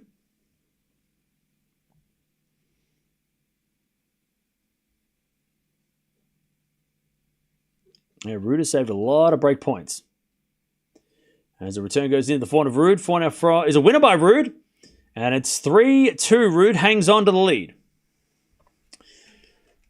Okay. I'm pretty sure that's what was being said. Or at least that's what was being mentioned on the for Ruud. Pretty sure. Can't confirm, but pretty sure. I think that might have been the conversation. All right. It's annoying Cerundolo can't get one of these breaks. Yeah, he's had 13 break points, Cerundolo, as well. Crazy. And he can't get one. He cannot get one of the breaks.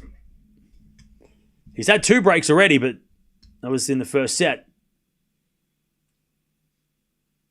So yeah, Ruud. Okay, so I'm confirming that Ruud was ready to serve. Someone in the crowd made noise, which delayed Ruud's serve for a few seconds, which could have... He's still talking.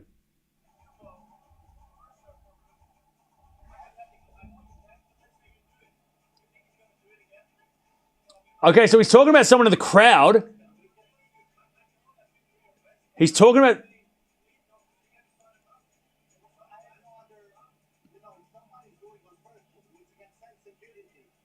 Okay, so someone in the crowd's making noise during Ruud's serve. That's what it is.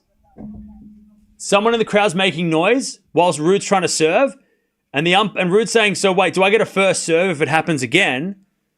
Like if I hit a fault and then on the second serve he makes noise, do I get a first serve? But Ruud's like, well, he's going to do it again. And then the umpire said we can call security and kick him out if he does it again. So someone in the crowd's trying to disrupt Ruud's serve while trying to make noise while he's serving. Ruud doesn't complain. So, if Ruud's making noise about it, it's not good. Like, it's if it annoys him, then it's definitely not good. It's a problem, right? Because Ruud doesn't complain. Ruud doesn't mess around, right? So, yeah, so someone in the crowd is making, distracting Ruud while he serves. I think that's what we got to. Yeah. Making noise during your serve is like disrupting a golfer in the backswing at the tee. Yeah, exactly. It's the exact same thing. Exactly the same thing. You're 100% correct. It's exactly the same thing. A serve is like a tee shot. It starts the point. It's the important shot. I mean, yelling during a forehand is not great either, but yeah, the serve is definitely the tee shot for sure. It's a good comparison. Anyways, 30 love. And Cerundolo serves. Into the backhand of Ruud. Return goes into the backhand of Cerundolo. Ruud backhand. Goes long. 40 love. 40 love.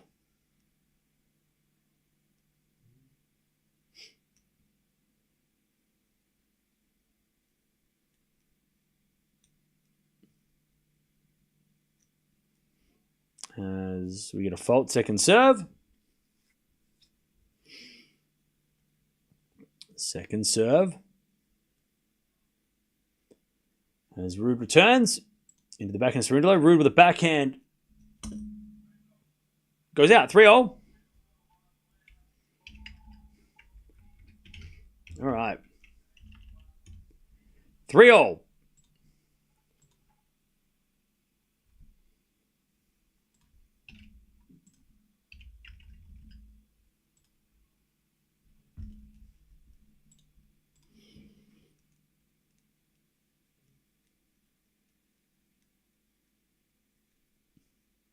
All right, 3-0.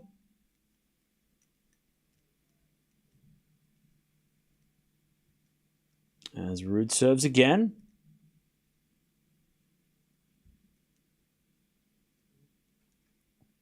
Here's a fault. Second serve. Ruud definitely, out of the two guys, has been having a much harder time of serve.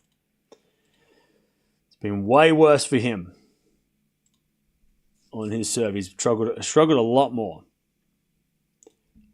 As Cerundolo forehand. Down the line's a winner. Ruud doesn't even run. Love 15. Someone's noise targeting Ruud. Yeah.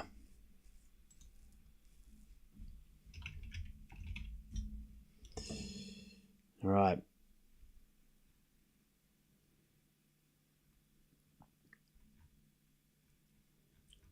As we get a return, goes out by Cerundolo. 15 all.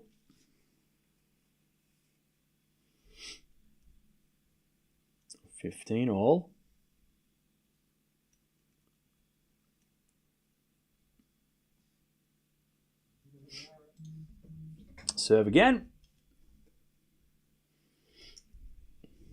Here's a fault. Second serve.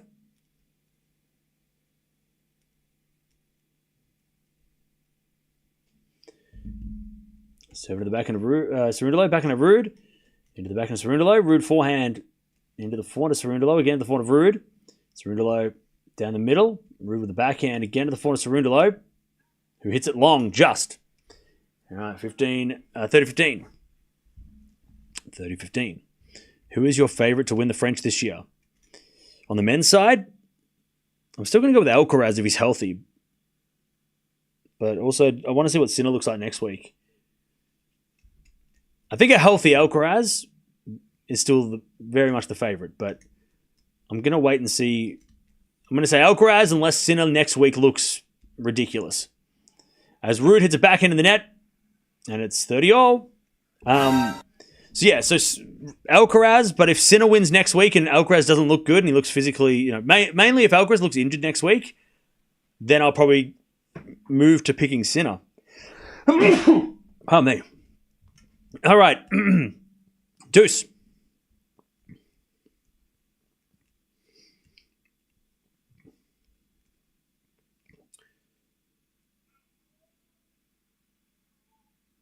As Ruud hits it out. Pardon me. 30-40. 30-40. Ruud. Down a break point again. 30-40. Ruud serves a fault. Second serve. Second serve.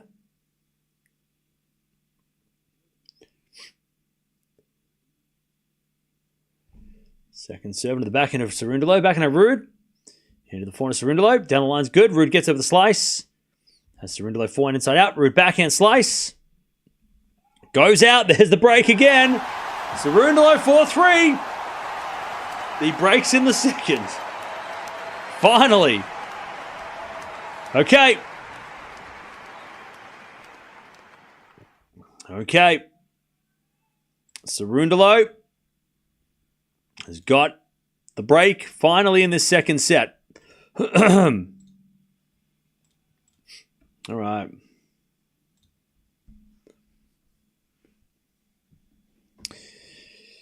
Can he hold on now? Yeah, exactly. That is Cerundolo power crowd goes berserk. What do you mean? His crowd in the chat in the stadium.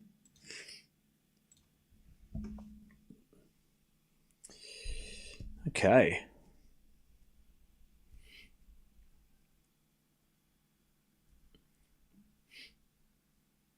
All right. How are we doing, chat? It's not a break until you consolidate? Yeah. That's true. And he hasn't been able to consolidate. Pouring rain outside. Oh, there's show on the rain and it's just pouring. There's ducks sitting out in the river. It's pissing outside. This is the first time we've had a serious weather problem. It hasn't been a delay, but this is the first time this tournament that it's been like really bad rain. I think this is the first time we've played inside for a majority of a match. Whereas I know there was rain, the Sabalenka match at the end, but this is the first wet day we've had.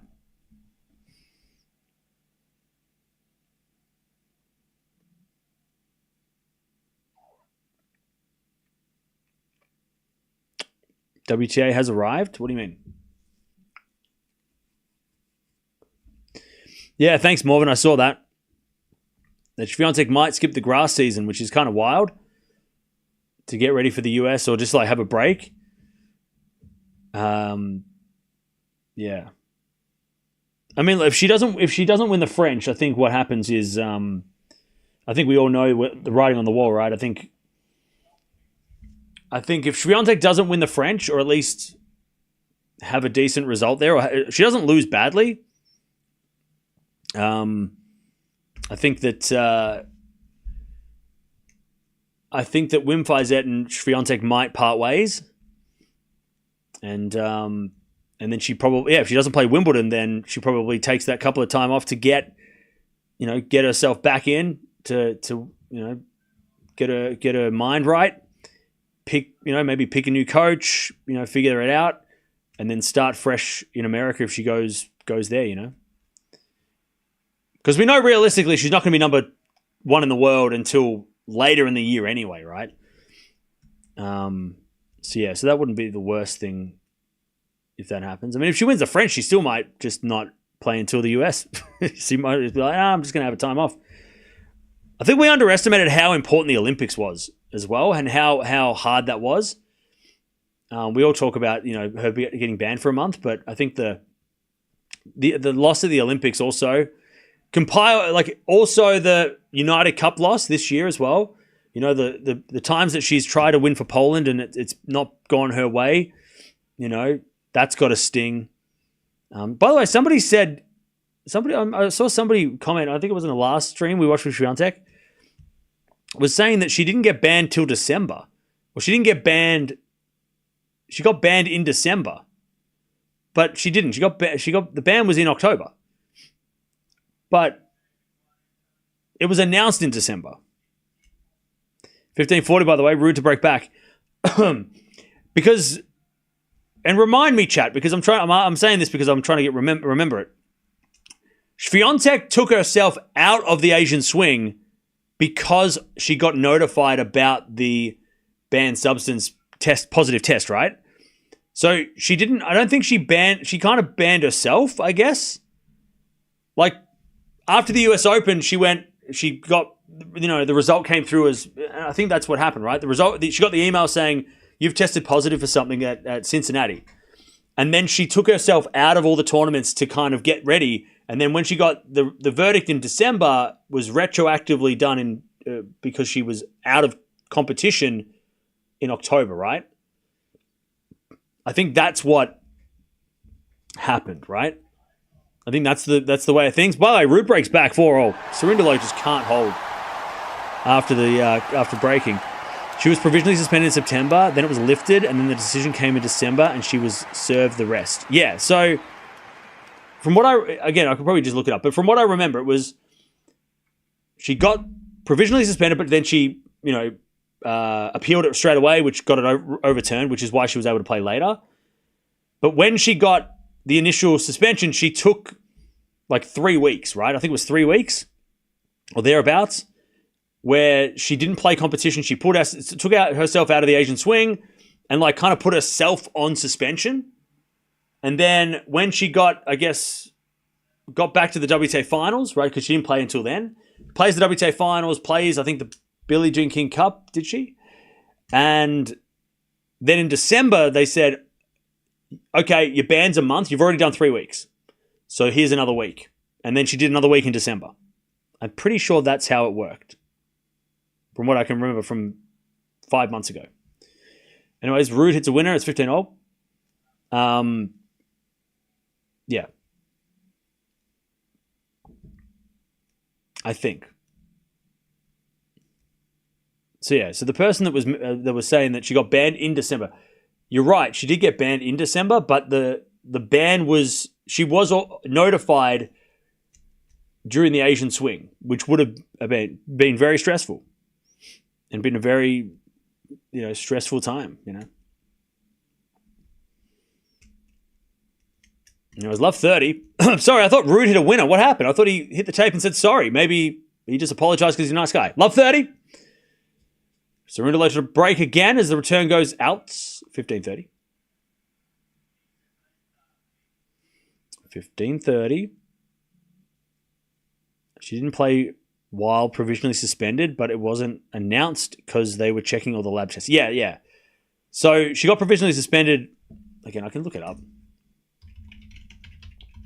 Because I just want to get it right, because I don't want to be talking at my ass too much. Anyways, Ruud comes in with a drop volley winner, 30-all.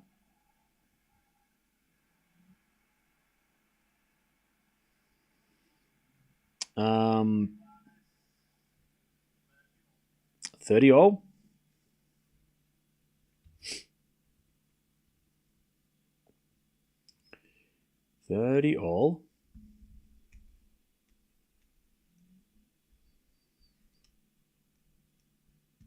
Oh, yeah, so she was provisionally suspended between September 12 and October 4.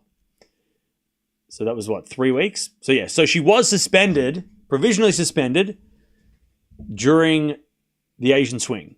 And then she got an extra week because it was determined that it was a month. So she already did 3 weeks, and then they added the extra week after she got the ban handed down. So, yeah, so there's the clarification. 30-40, by the way, Ruud hits it out. So yeah, so she was banned she was suspended for the Asian swing. All right, 30-40.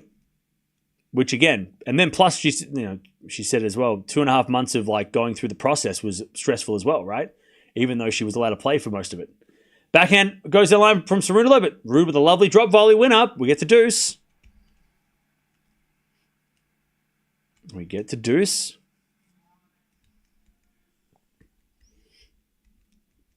and Raducanu need to figure out their coaching. Yeah. Well, see, the thing is, also talking about Swiatek coaching, she got Wim Fizet, which, he's a super coach, right? He's a superstar coach. He's got so much on his resume. But she didn't seek him out. From what we could tell. I mean, her last coach, from what you guys told me yesterday, retired, right? So he didn't want to travel anymore. So because he stepped away, Swiatek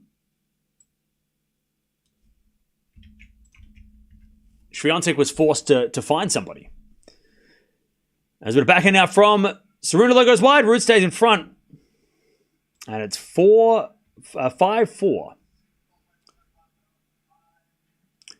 So if we want to add this to the timeline as well.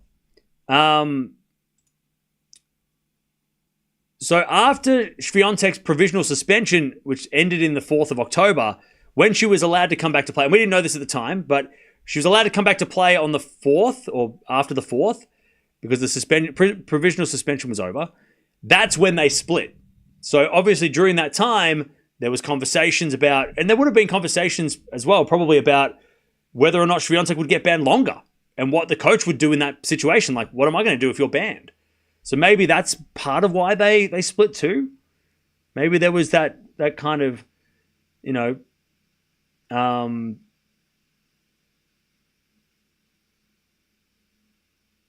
yeah, maybe it was kind of like if you're not going to be, if God forbid something, it's a long ban, he's going to be like, well, what am I going to do about it?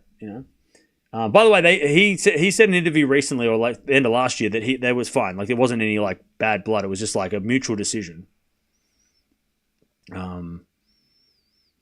So yeah.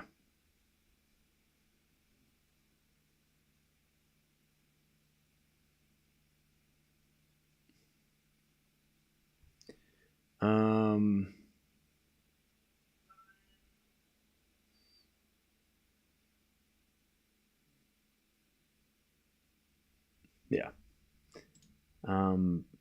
But somebody said he retired. I don't know. You guys someone said yesterday he retired. Swiatek parts ways with coach to take next step in her career.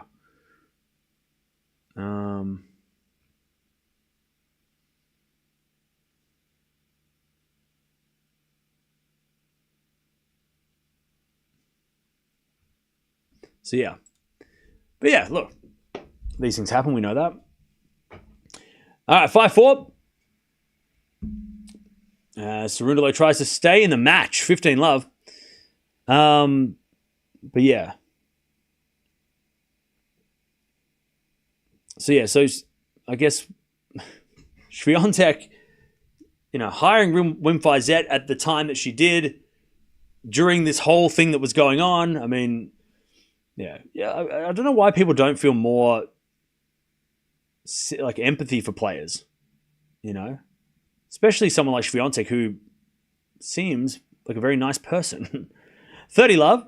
Good shot from Cerundolo. Like, I don't know why nobody has empathy to think like, that Swiatek's going through, her first positive test in her life, and now that we know all the details of what happened and what time around the time, and then obviously splits with the coach, so that's a massive deal. Gets a new coach, trying to figure out a new style, while also trying to going through a possible. She could have been banned for a lot longer than just a month.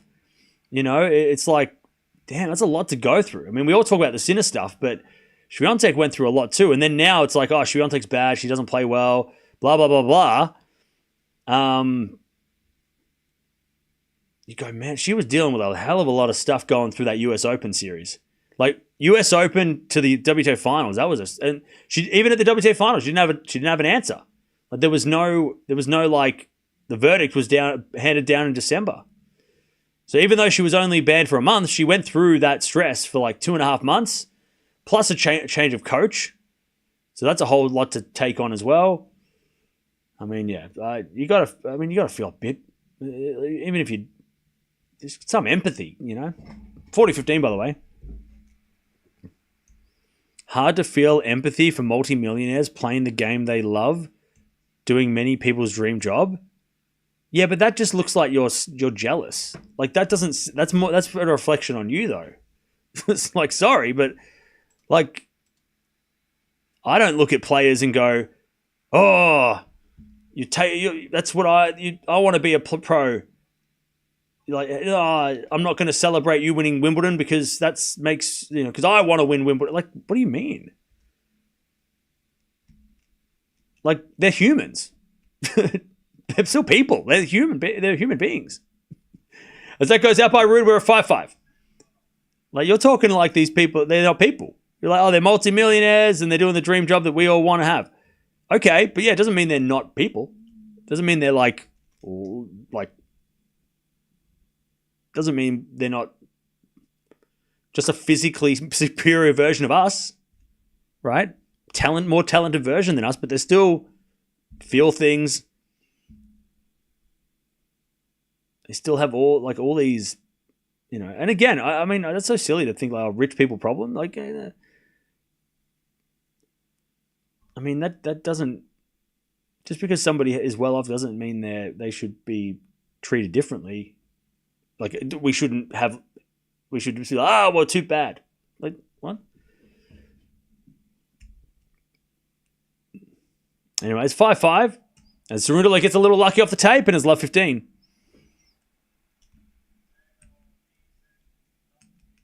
Playing professional tennis on the WTA and ATP is strenuous, difficult, and expensive. Oh, yeah. Yeah. Agree to disagree? I think you're the only one that disagrees. Like, chat, is there anyone else in the chat that has a lack of empathy because all these tennis players are multi-millionaires? Like, does anyone have a lack of empathy because of that? Also, yeah, we're assuming saying that they're multi-millionaires is like, oh, well, yeah, they just kind of showed up and they won. Like, not that there was any hard work or any sacrifice or any, they were, oh no, they just rocked up one day and went, I'm going to do this, and they just did it. Like, we're not there's no thinking about, oh, well, they've been playing this game since they were 5, and at a young age they got taken out of their house because they went to an academy away from their families and friends. Like, we don't think about any of that because we see them now and we're like, oh, well, they've got money and they're rich. But all the shit that they had to go through to get here, I mean, that's, but we don't talk about that. Because then that will, change things, right? Because that'll make you feel something about it and maybe like, shit. I mean, I don't know about you, but at 13 years old, I don't think leaving the house and living abroad in another country to learn how to play tennis and missing friends and family. I mean, that's a lot to sacrifice at a young age. That's tough. And with no, like, guarantee it's going to work, right? It's no guarantee. No guarantees that you're going to become a pro. As a find out from Cerundolo into the backhand of Ruud. Cerundolo backhand. He's got break points again, Cerundolo, but he hits it out. It's 15-40. 15-40. They choose to do it. Yeah, I know, but still. They make those sacrifices. And some. I mean, there's a lot more players that it doesn't work out. We're just watching the ones that it worked, right? A lot of players, a lot of people that it didn't go that way, you know? As Ruud serves an ace, 30-40. I don't know. I feel I have empathy for the players, despite their bank accounts. I don't feel bad for. I mean, I don't feel. My feelings don't change. I see players as people, you know. 30-40. As a return from Cerundolo goes the backhand of Ruud into the forehand of Cerundolo, who hits it wide. Man, Fran is throwing out these break points. He's had so many in this match, and he just cannot convert.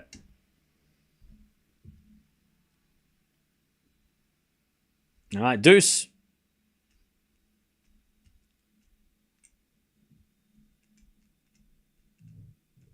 As we serve again from Ruud. As the return goes out by Cerundolo. And it's advantage Ruud to stay in front. Yes, Fran should have won a set already. He should have had a set. If he loses in straights, that is a poor result for him because he should have won a set the way he's been playing. And the chances he's had, he should have one set. As the return goes out by Cerundolo, Ruud holds 6-5. Cerundolo's going to serve to get to a tiebreak. Also, Cam Swiatek's grandfather passed away. She attended his funeral before starting Madrid. Exactly.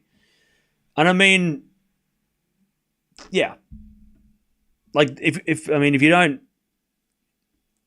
don't feel some sort of empathy for that, you know, maybe you haven't been in that situation before. But if you don't feel that empathy for that situation and go, yeah, been there. I know how that feels. And even though Swiatek, yeah, again, the fact she's a professional tennis player doesn't change that fact, right? That losing someone, a family member, is rough. Doesn't matter who you are.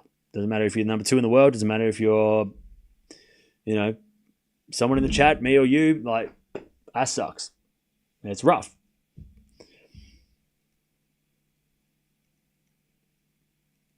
Ruud's a beast playing through a heart attack. Wait, what? He's not playing through a heart attack, is he? He's playing through. He had chest pains. Let's just relax on, you know, diagnosing anything. He had chest pains at the start of the match, and they massaged his back to try and loosen it up. I don't think we should be going down the road of diagnosing him to. Like, you know, kidding? Okay, all right. Just be careful because that's not funny. You know, just relax on that stuff. That's a little too serious, right? We shouldn't joke. Let's not joke about that stuff. All right. Cerundolo serving to stay in the match again. Can we get to a tiebreak?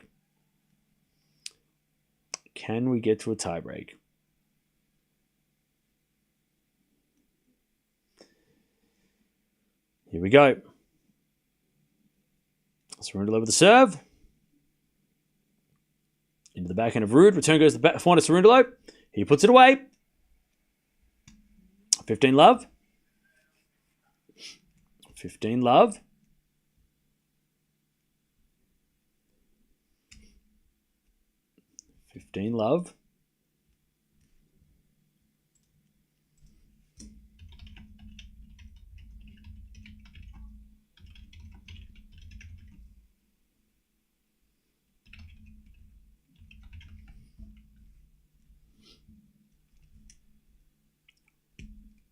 As we forehand now to the forehand of Ruud. Forehand of Cerundolo on the stretch. Ruud goes down the line. Cerundolo slice goes out. And it's 15-0.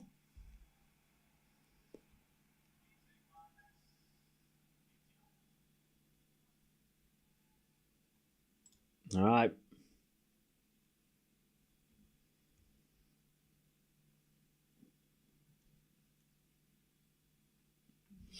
All right, 15 all.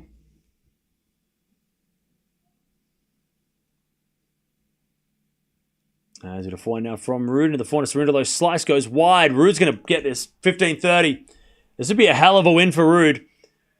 Not only because he hasn't beaten Cerundolo in a while and it's a bad head-to-head, but the fact that he has not been 100% physical out there and Cerundolo's wasted so many chances, huge win for Ruud. Maybe because Cerundolo sees the moment and goes, shit, I could win this and I could be in the final against an injured guy that I have a good record against, and he hasn't taken the chance. Ruud might be able to steal it. There's a bit of backhand out from Ruud. And the backhand Cerundolo. Cerundolo in there. We've got match points, Ruud. Fran looks so disappointed. 15-40. 15-40 to take the match, Ruud. And we were talking about retiring in the first set. We're like 2-1. Oh, he looks sore. But Ruud is like not 100%, but he'll take it if he can get it. 15-40. Cerundolo serves. To the backhand of Ruud. Return in the net. One saved. 30-40. 30-40. 30-40.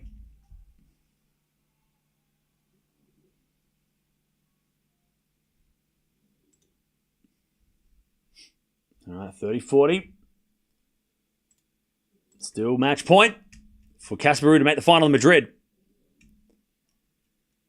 Serve is a fault. Second serve.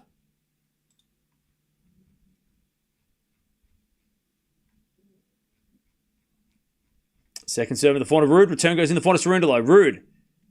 Backhand into the forehand of Cerundolo. Ruud backhand again. To the backhand of Cerundolo on the stretch. Ruud goes down the line. Cerundolo's there. Into the backhand of Ruud again. Cerundolo hits it long. Ruud wins! Smacks the ball into the roof! Casper Ruud's in the final! That was impressive by Ruud. More disappointing by Cerundolo. But Casper Ruud toughs it out under the roof. And he is into the final of Madrid. He's going to have to figure out he's got 2 days to figure out what that pain was. But man, what a physical fight by Ruud. That's how if you play with injury, that's how you do it. That's a mental tough player right there. If you get injured or you feel injury at the start of a match or during the match, that's how you tough it out. You just lock in.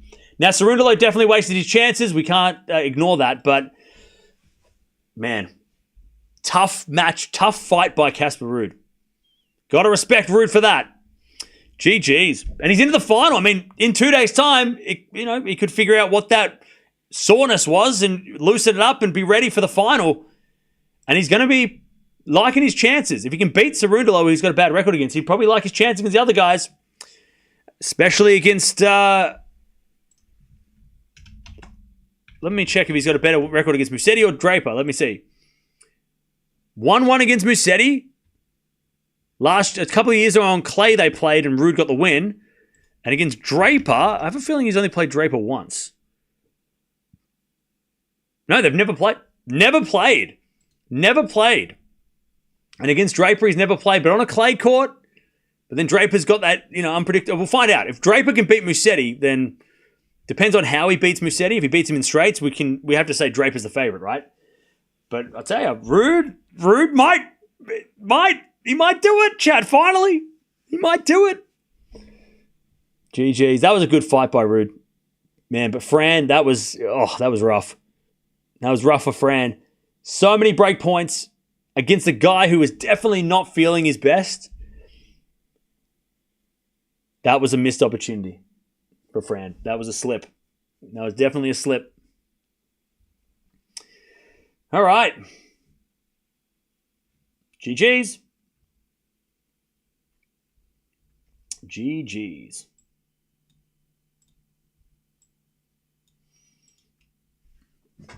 All right. We've got a couple hours to the next match, by the way. So, yeah. We'll just chill out for a bit and then we'll get to that later. All right.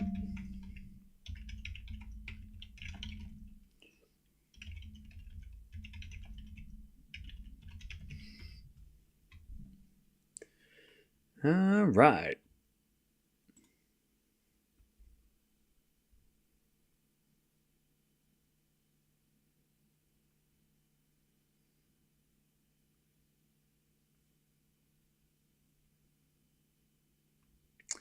Cool. If you're leaving, by the way, don't forget to sub on the way up. By the way, we got to 237K. I forgot to mention that. We got there overnight. So thank you, everybody, who stuck around and who subscribed. Hey, Gene, thank you for the 13 months. Appreciate it. Thank you for the 13 months.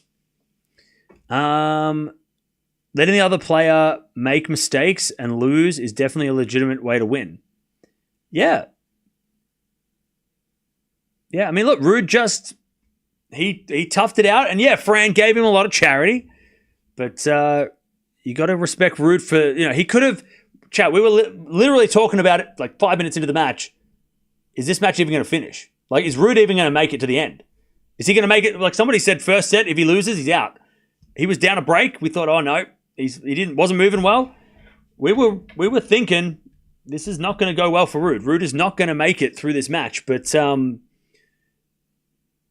again, Cerundolo, that one sucks for him. That hurts for him. But Ruud is tough. Ruud is a tough player.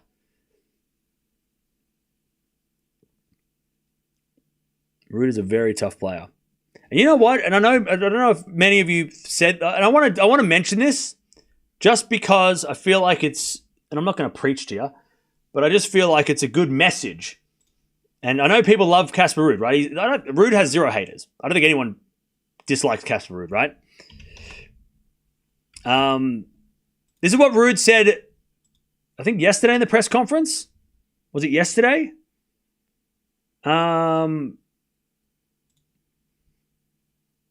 I want to make sure I quote him right because it's a very important quote.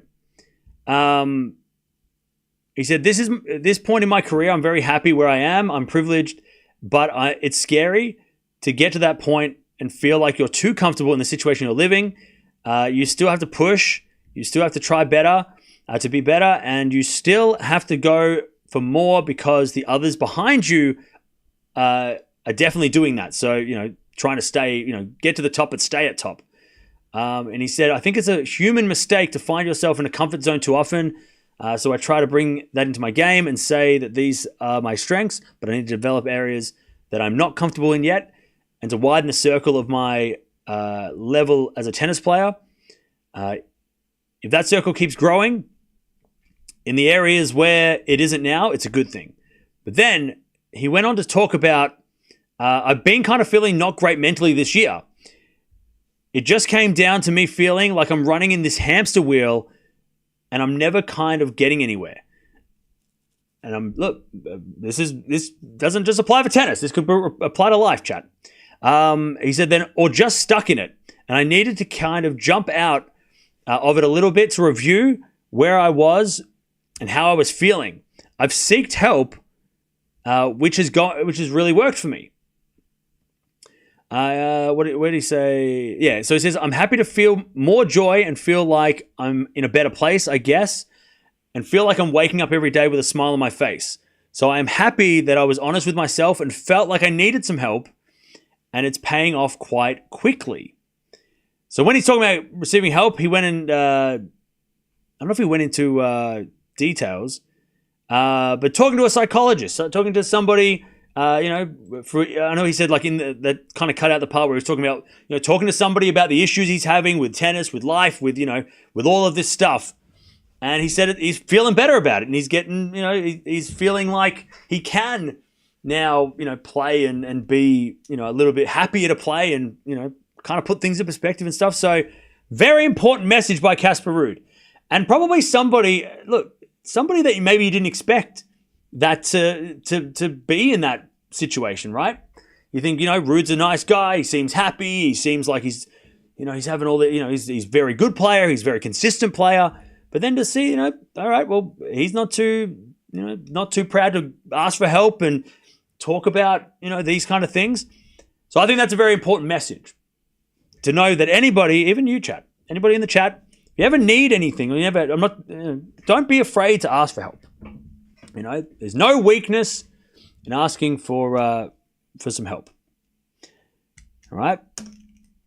A very important message from Casper Ruud, I think. Not that he gave the message, but just a very good example. He's a good example of somebody who, if you're feeling any of those things, don't be afraid to talk to somebody, It's okay. There's no shame in that. No, I didn't see the Andy Roddick podcast with Marty Fish, but I did hear it was about mental health. So again, go watch that. I'm going to watch it probably later this week or over the weekend. But yeah, I think a lot of people, after hearing that as well, look, if you don't like Casper Ruud, I don't know how you don't like him. He's like, Ruud's almost like the model citizen player. He's a product of the Rafa Academy. Rafa is his idol, so, obviously took a lot of things, behaviors from Rafa, and the way that he goes about things is very Rafa-esque. But, Ruud's great. And then Ruud also reaching out to Swiatek on Twitter and saying, hey, you'll be back, you'll do great, don't get so down on yourself, you got this. That's just, again, respect goes up, right? Anxiety's hard. Anxiety sucks.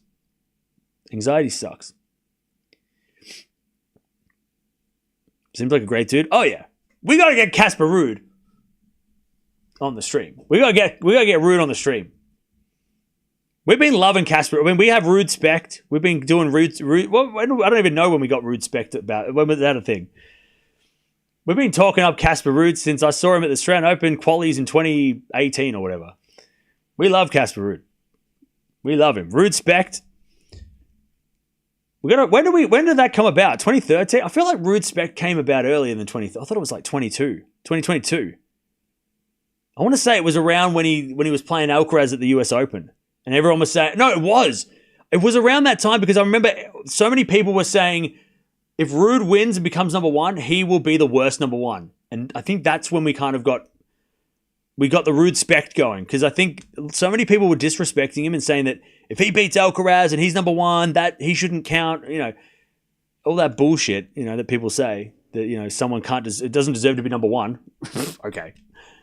But yeah, we love Ruud. I want Ruud to win this damn tournament. I'm sorry, Draper fans. I want Ruud to win, all right? Casper Ruud to win. The feel-good story. That's what I want to see. Casper Ruud to win this damn tournament. It's about time. Draper's already got Indian Wells, all right? Draper's got Indian Wells. So give Ruud Madrid. And then Rome can go to Musetti, all right? Musetti can win Rome.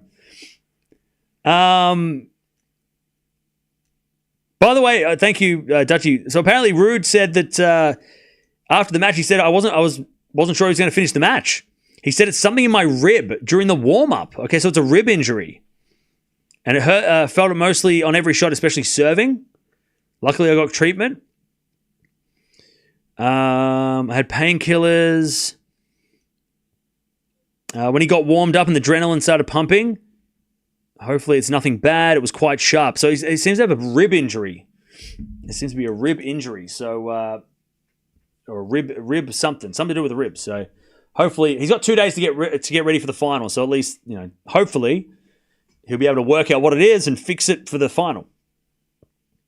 Draper's already got one, all right? It's coming home. Gene, don't conform to there's enough. You don't need to be a Draper fan, all right? There's enough of them. You can go for the others. There's enough Draper fans here, all right? We need more Ruud fans.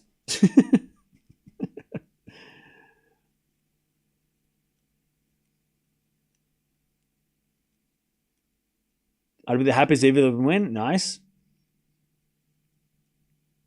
If Carlos is not healthy, I'm okay with Musetti winning Rome. Okay.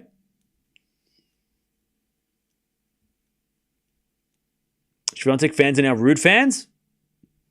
Yeah, why not? I mean, they're all, let's be honest, they're all Rafa fans at the end of the day, aren't they? They all come from, anyone who's associated with Rafa is always going to have, most of his fans are going to like them too, right? If you went to the Rafa Academy or your favorite player is Rafa Nadal, you automatically get a portion of his fans following you as well. So, unless, I don't know about Deb, but Deb, do you like Swiatek and Ruud because of the Rafa connection, or... as the leader of the Rafa fan club. I mean, Ruud and Rafa have been connected for so long. Not just the connection from him being at the academy, but also the fact that Ruud, has been, praising Rafa for years and being, admitting that Rafa is his favorite and stuff. By the way, Dasha, I think Rafa might be her favorite too. We love Dasha, but we love Dasha for other reasons, not just because of Rafa. Not necessarily Roger was mine. Okay, fair enough. We'd love a different winner for each tournament. That'd be kind of wild. I mean, it would be kind of fun to... And look, Sinner's probably the favorite next week if Alcaraz doesn't play. But it would be kind of interesting to see, somebody, maybe, Musetti or Ruud winning this tournament, and then next week Sinner wins, and then we go to Roland Garros with, like, a bunch of different champions at 1000s. Like, a whole lot of different champions. Hard to dislike Rafa? Yeah. Yeah, Rafa doesn't give many reasons. Zero reasons, I think. Maybe you just don't like his personality or the way he goes about his tennis, but, like, in terms of his intensity about things, maybe you think you don't like his grunts or something, but, yeah. Rafa, I feel like Rafa, I know Roger was probably in terms of playing, he was probably the most, like, the best technically, right, that we've seen when it comes to, the most beautiful player. Is that the word? I don't know. What, chat, how would we describe Roger when it comes to playing tennis? Like, he was the most, like, effortless, elegant. Yeah, elegant, right? Graceful. Yeah. That's it, yeah. Whereas Rafa, I feel like, and Roger also had these traits, but I feel like Rafa from start to finish, from when he broke out on the scene to this day, has been like the same, right? Personality and whereas Roger, we know he started off throwing rackets and being angry, and then he kind of matured. But Rafa from like 16 is the same as Rafa at 36. Like, those two they might be, obviously totally different ages, but definitely the same approach to tennis, the same, just the same, like the same intensity, the same, he obviously matured, but he never was immature, And then obviously Djokovic, he's more of like Roger in the personality department when it comes to maturing over time. You know what, though? I feel like Djokovic, unfortunately, and we know it's because of the other two, and he was compared, but it was like Djokovic came out as the Joker, right? And was making jokes and having fun. But then he kind of like got shot down a little bit, and then people started to dislike him for, I don't even know what reason, because nobody wanted a third party to the person at the party. I don't know. But I remember Djokovic coming out being like the fun kind of guy, because you had, Rafa was the intense guy, Roger was the elegance, and then Nole came out and he was kind of like doing impressions and having fun and being a bit of a partier, being a bit, a bit silly, but then over time he started like, that's sort of gone, because I guess so much shit happened that it kind of just like, he just kind of went like, well, I'm not going to, he still mucks around a little bit, and he still shows that a little bit, like when he does some dancing and stuff on the court. But I remember Djokovic at the early days. He was doing the impressions and making fun and having fun, and But I think maybe the sad part is the fact that the other two were there, and everyone was like, "We don't want another one. Don't come here. We don't need another person." And he wasn't embraced for that, But he was definitely early on was the fun guy out of those guys. And then Murray was the super angry guy. And then Andy was just a really pissed off Scotsman. I remember Andy in the early days, he just complained about everything. And he was different to the other two. Like, they were all so different, They're all so different. Andy was just pissed off all the time.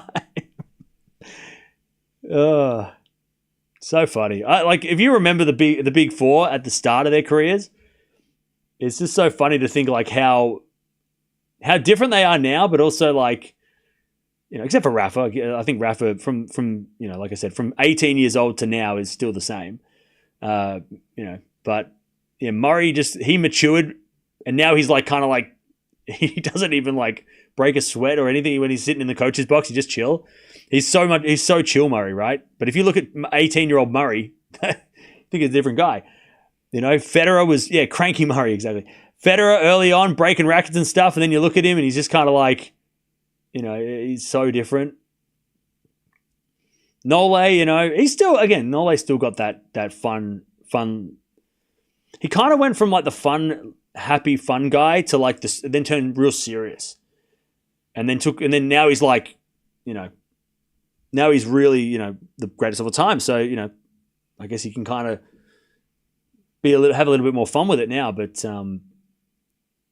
yeah, making me nostalgic, Cam. Yeah, I remember when Andy was like, he would just yell at his coaches all the time. He did. I mean, he still did it towards the end as well. But like, I remember like Andy before Lendl. It was so funny. He was so angry.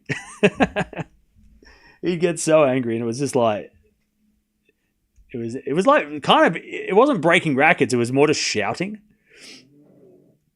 But yeah. How lucky, chat, were we to have those four guys? So lucky to witness those four. If you witness them from the start to the end, so lucky.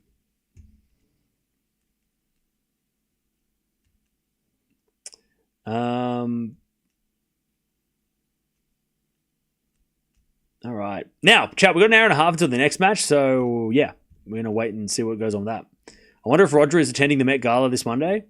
I don't know. There'll be photos if he is. Novak crashed the party. Yeah. So did Andy. I mean, Andy and Nole, early days were both considered the next in line, but then Djokovic just went crazy and went, you know what? I'm going to run away from Andy. And I'm going to attack those guys, you know, and get their records. I wonder when the turning point was for that. Let me check. Because I remember so long, it was like Nadal and then Murray, Djokovic were like behind. You know, the big four, but it was also like there was two guys that were clearly better and the other two guys were sort of 3 and 4 were there. But then after a while, I mean, when do we consider... Like 2013, maybe? When did Djokovic become a big three, like a Nadal threat, like a serious threat? When did he win? When did he start winning? Let me have a look. When did he run away from the Andy Murray? Like, when did he break away from Murray? That's what I want to know.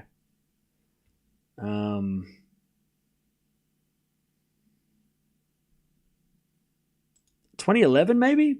No, I mean maybe. I mean 2011 he had way more slams than Murray did. Murray got slams in like 2012, 13. I mean maybe when Djokovic got to 10? Is that when we're going to start? When he started closing the gap? Oh, look. Let me pinpoint the moment Djokovic became a big three and broke away from the Andy Murray comparison. I mean, Rafa was on 2014. Rafa was on 14. Roger was on 17 and Djokovic 7. So I wouldn't say... Maybe at the end of 2015. Maybe 2015 was the turning point. Because by then, by the end of 2015, Djokovic was on 10, Rafa was on 14. So there was like, and Roger was on 17, right? And then at the end of 2016, it was 12, 14, 17. And Murray had 3 and so did Stan. But maybe it was 2015-16. I mean, that 2015 season is the greatest season of all time, right? So 2015 is when Djokovic went from, you know, big four to like just turning into a big three and being like, sorry, Andy. Sorry, mate. It's our time now. I'm going after these guys, and you're just going to have to stay behind. Just look at the current top 10 who lose against anybody nowadays. They're a joke, and now being called the worst top 10 in history. Yeah, but that's by you. Like, you're saying that. That's your opinion. That's nobody else is saying that. That's you're saying that. And you're basing that off the last 20 years. If you go back to like the 1900s, you can probably find a top 10 in there that may be as weak, if that's what you want to call it, as today. But the reason why today's top 10 is not as strong as the top 10 of the past is because three guys took everything. You take Djokovic, Nadal, and Federer out of the last 5 years, Zverev, Medvedev, Tsitsipas, they have a lot more. They have a bunch of slams each, and you would be talking a different tune.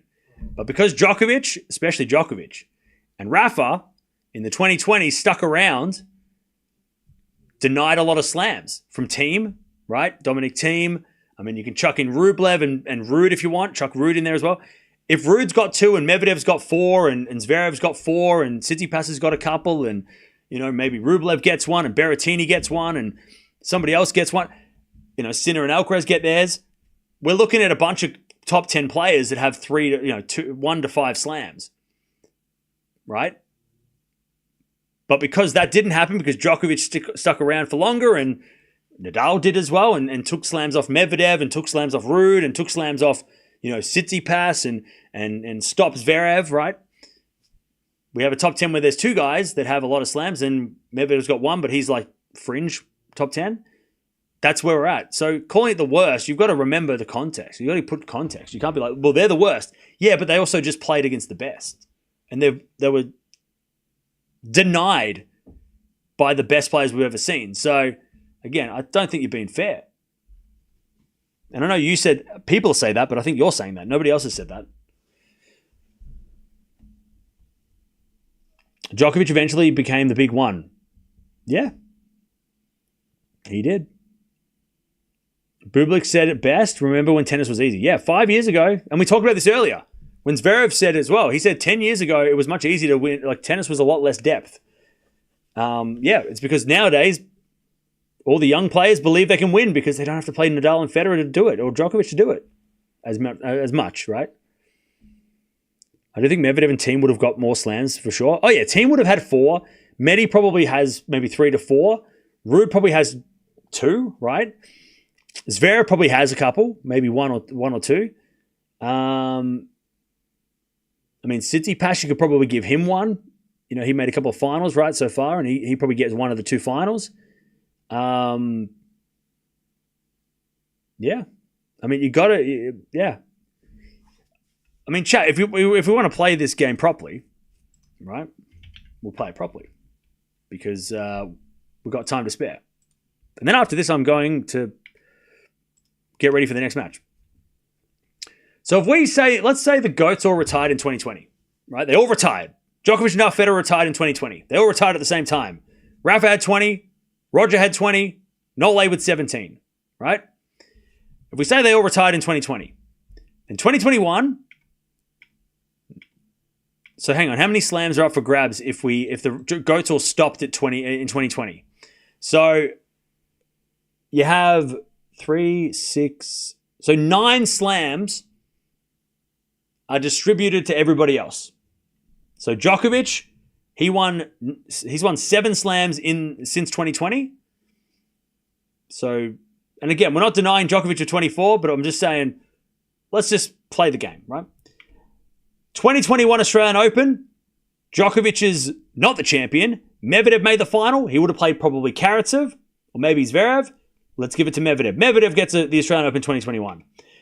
French Open 21. Ruud makes the final. No, sorry, Tsitsipas makes the final.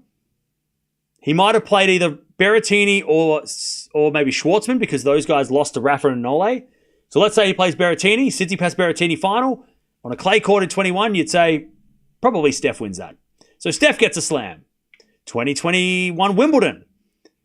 That's when Berrettini made the final. He would have probably played Shapo Berrettini probably wins Wimbledon if Djokovic isn't around, right? 2021 Wimbledon goes to Berrettini.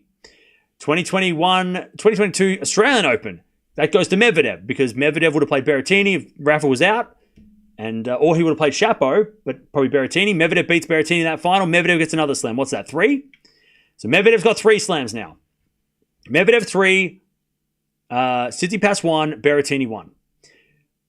Ruud probably wins. Oh, yeah, Ruud probably beats Zverev in the final of the French at 2022. Yeah, I know Zverev got injured and all that, but let's give Zverev versus Ruud final 22. I'm going to give it to Ruud. Should I give it to Zverev? No, I'll give it to Zverev because I think Ruud the next year might have a better chance. So Ruud, we'll say Zverev wins 2022 US Open, French Open, because he was playing amazing anyway up until the injury. He could have beaten Rafa that day. We remember watching that. It was a scary injury, but Zverev was having a great 22. So we'll say 2022 French Open goes to Zverev, right? He gets 1. Wimbledon 22. It would have been Kyrgios maybe versus Norrie, or maybe Kyrgios Sinner. Ugh. Do we give it to Keegs? Let's give it to Kyrgios. Who cares? Kyrgios wins the 2022 Wimbledon, right? Then 2023. Djokovic beats Tsitsipas in the final. Tsitsipas would have played maybe Tommy Paul or maybe Rublev. Tsitsipas probably wins the Australian Open. So Tsitsipas got 2 slams if Djokovic retired in 2020. Right? So that's Djokovic 2. What is it? Medvedev 3, Tsitsipas 2, Berrettini 1, Kyrgios 1, Zverev 1. 23 French Open goes to Ruud. He would have played Alcaraz in the final. Ooh, maybe not. God, we can't rob Ruud twice, can we? Ruud on clay against Alcaraz in 23. Oh, now I feel bad. I want to give Casper a slam, and that's the only other time he has. We'll hold off on that one. And then 2023 US Open. Djokovic beats Shelton, Medvedev in the final. Medvedev would have won that one too. He beats Alcaraz, beats Shelton in the final. 4 slams. Medi would have 4 slams. Medi would have had 4 slams. And either Zverev or Ruud would have had 1, and the other one would have had 0. So we can muck around. There you go. So so what was it? So it was 4 slams Medvedev if the GOATs retired in 2020. 4 slams Medvedev. 2 slams Tsitsipas. 1 slam for Berrettini. 1 slam Kyrgios, which was the anomaly in 2022, the Wimbledon. What did I say? 1 slam Zverev or Ruud. I'll go... No, 1 slam Zverev, because 2022 he was amazing. And then Alcaraz probably would have won an extra slam. He would have beaten Ruud in the final of the French. Sorry, Casper. I'm so sorry. I was trying to give Ruud a slam, and I can't give him one because, you know... So Alcaraz would have had 1 extra. Possibly. And is that it? Did I miss anyone? I think that's it, right? Chat, do we agree? Discuss. Discuss. So Zverev would have had 1. Alcaraz would have had 5 now, right? Because I'm not taking any from them. I'm just giving them the extra one. Kyrgios 1. That's the strange one, but it would have happened. I mean, unless Fritz would have beaten Kyrgios in the semis, then maybe Fritz would have won, maybe. So you can give it to Fritz or Kyrgios. I will say Keegs, though. Tsitsipas wins 2. I don't think that's out of the possibility. Tsitsipas with 2 slams, a French and Australian Open. I don't think that's weird. I don't think that's so weird. Now, team was out of the question by then. We haven't gone back to 20. We're saying if they retired in 2020. In 2020, if the GOATs retired in 2020, like the end of 2020, this is what we're playing this game. Ruud, because Zverev would have... No, I don't think Zverev... I think Zverev would have... Zverev in 2022 was playing so well on clay, I think it would have beaten Ruud. And then Alcaraz might have got in the... You can either give it to Ruud because Alcaraz was cramping against Djokovic, so maybe Alcaraz would have cramped in the final. I mean, definitely Ruud 22. Look, it's a 50-50, I think. You can give it to either guy. Berrettini definitely would have won Wimbledon 21. He was on grass. He is on grass. On grass, he's a beast. Medvedev would have had 4 if we're playing this game correctly. Zverev would be neck and neck 2022. Yeah, I mean, yeah, Zverev. Yeah, Zverev and Nadal were playing such a high level in that first couple of sets before the injury. Yeah. So anyway, so going back to that person's question about this being the worst top 10, if we play that game and we look at what could have been if the GOATs weren't around, now we're looking at in the top 10, right? The live rankings now, we're looking at Zverev with a slam, possibly. You can give a slam to Ruud. Medvedev on the fringe would have had multiple slams. Tsitsipas, who was in the top 10 2 weeks ago, would have had multiple slams, potentially. You could even give Fritz a slam. I mean, like I said, that Wimbledon 2022, if Fritz doesn't play Rafa because Rafa's not there, Fritz Kyrgios semi-final, maybe Fritz wins. Maybe Fritz wins the title after that. I mean, that's a question. And Tsitsipas, yeah, I said him. And then Ruud might have got one. So you would have had like more players in the top 10 with slams. You know? And I think if you want to go back to and if you want to go one further and say at the end of 2019 they all retired, then who gets the 2020 French and the 2020 Australian? 2020 Australian Open I think goes to Team because he already beat Rafa along the way. And then he would have played he would have played either Raonic or Sangren in the final because Roger was playing Nole and they played each other. So Team would have won the Australian Open 2020 as well. And then 2020 French would have gone to Tsitsipas. He's there. Tsitsipas or maybe Tsitsipas or Schwartzman. Tsitsipas could have 3 slams if the GOATs retired at 2019. Shit, don't tell him. So maybe, Steph has 3, Medi with 4. I mean, is that not possible? I don't know. There's your game. We've had some fun. Anyways. What all do you think Sinner will win this year? I think Sinner will win at least one more slam this year, for sure. So, yeah. What do we reckon, Chad? Do we... That was a very skimmed over conversation. Very quick conversation, but do we... I mean, if we're playing the process of elimination, this player's not here, so this player takes their spot. I think it's pretty decent. If the GOATs retired in 2019, right, all at the same time, then who would have won the 20 slams? I think Team has 2, Medvedev has 4, Tsitsipas has 3, Alcaraz has 5, Sinner has 3, Berrettini gets 1, either Fritz or Kyrgios gets 1, Ruud or Zverev get 1. I mean, I think that sounds pretty legitimate, personally. I don't think there's too many. I don't think there's too many raised eyebrows for that. I think that makes sense.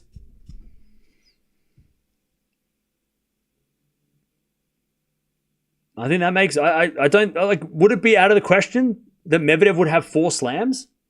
He probably should have 4 slams, right? 2 sets of love up against Rafa, 2 sets of love up against Sinner, right? He probably should have at least 3.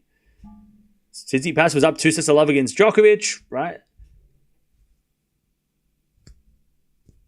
I don't know. I feel like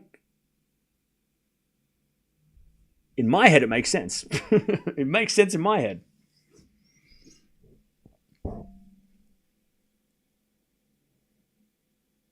These mid players don't deserve much airtime. Just relax, all right? Don't come here. Don't watch then. Don't be here if you think they're mid.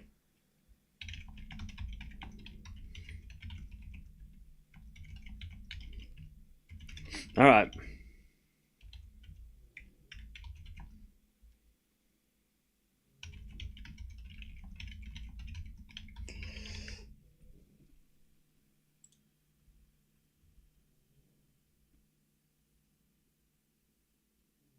All right.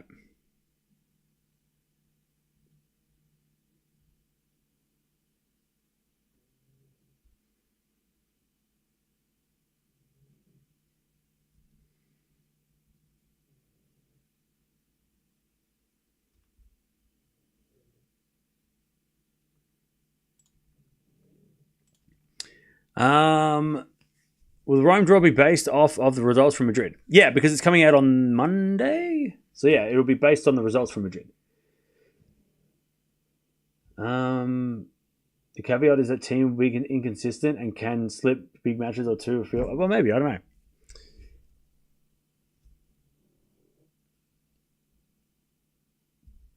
One thing Ruud is going to do is make a big clay final every year.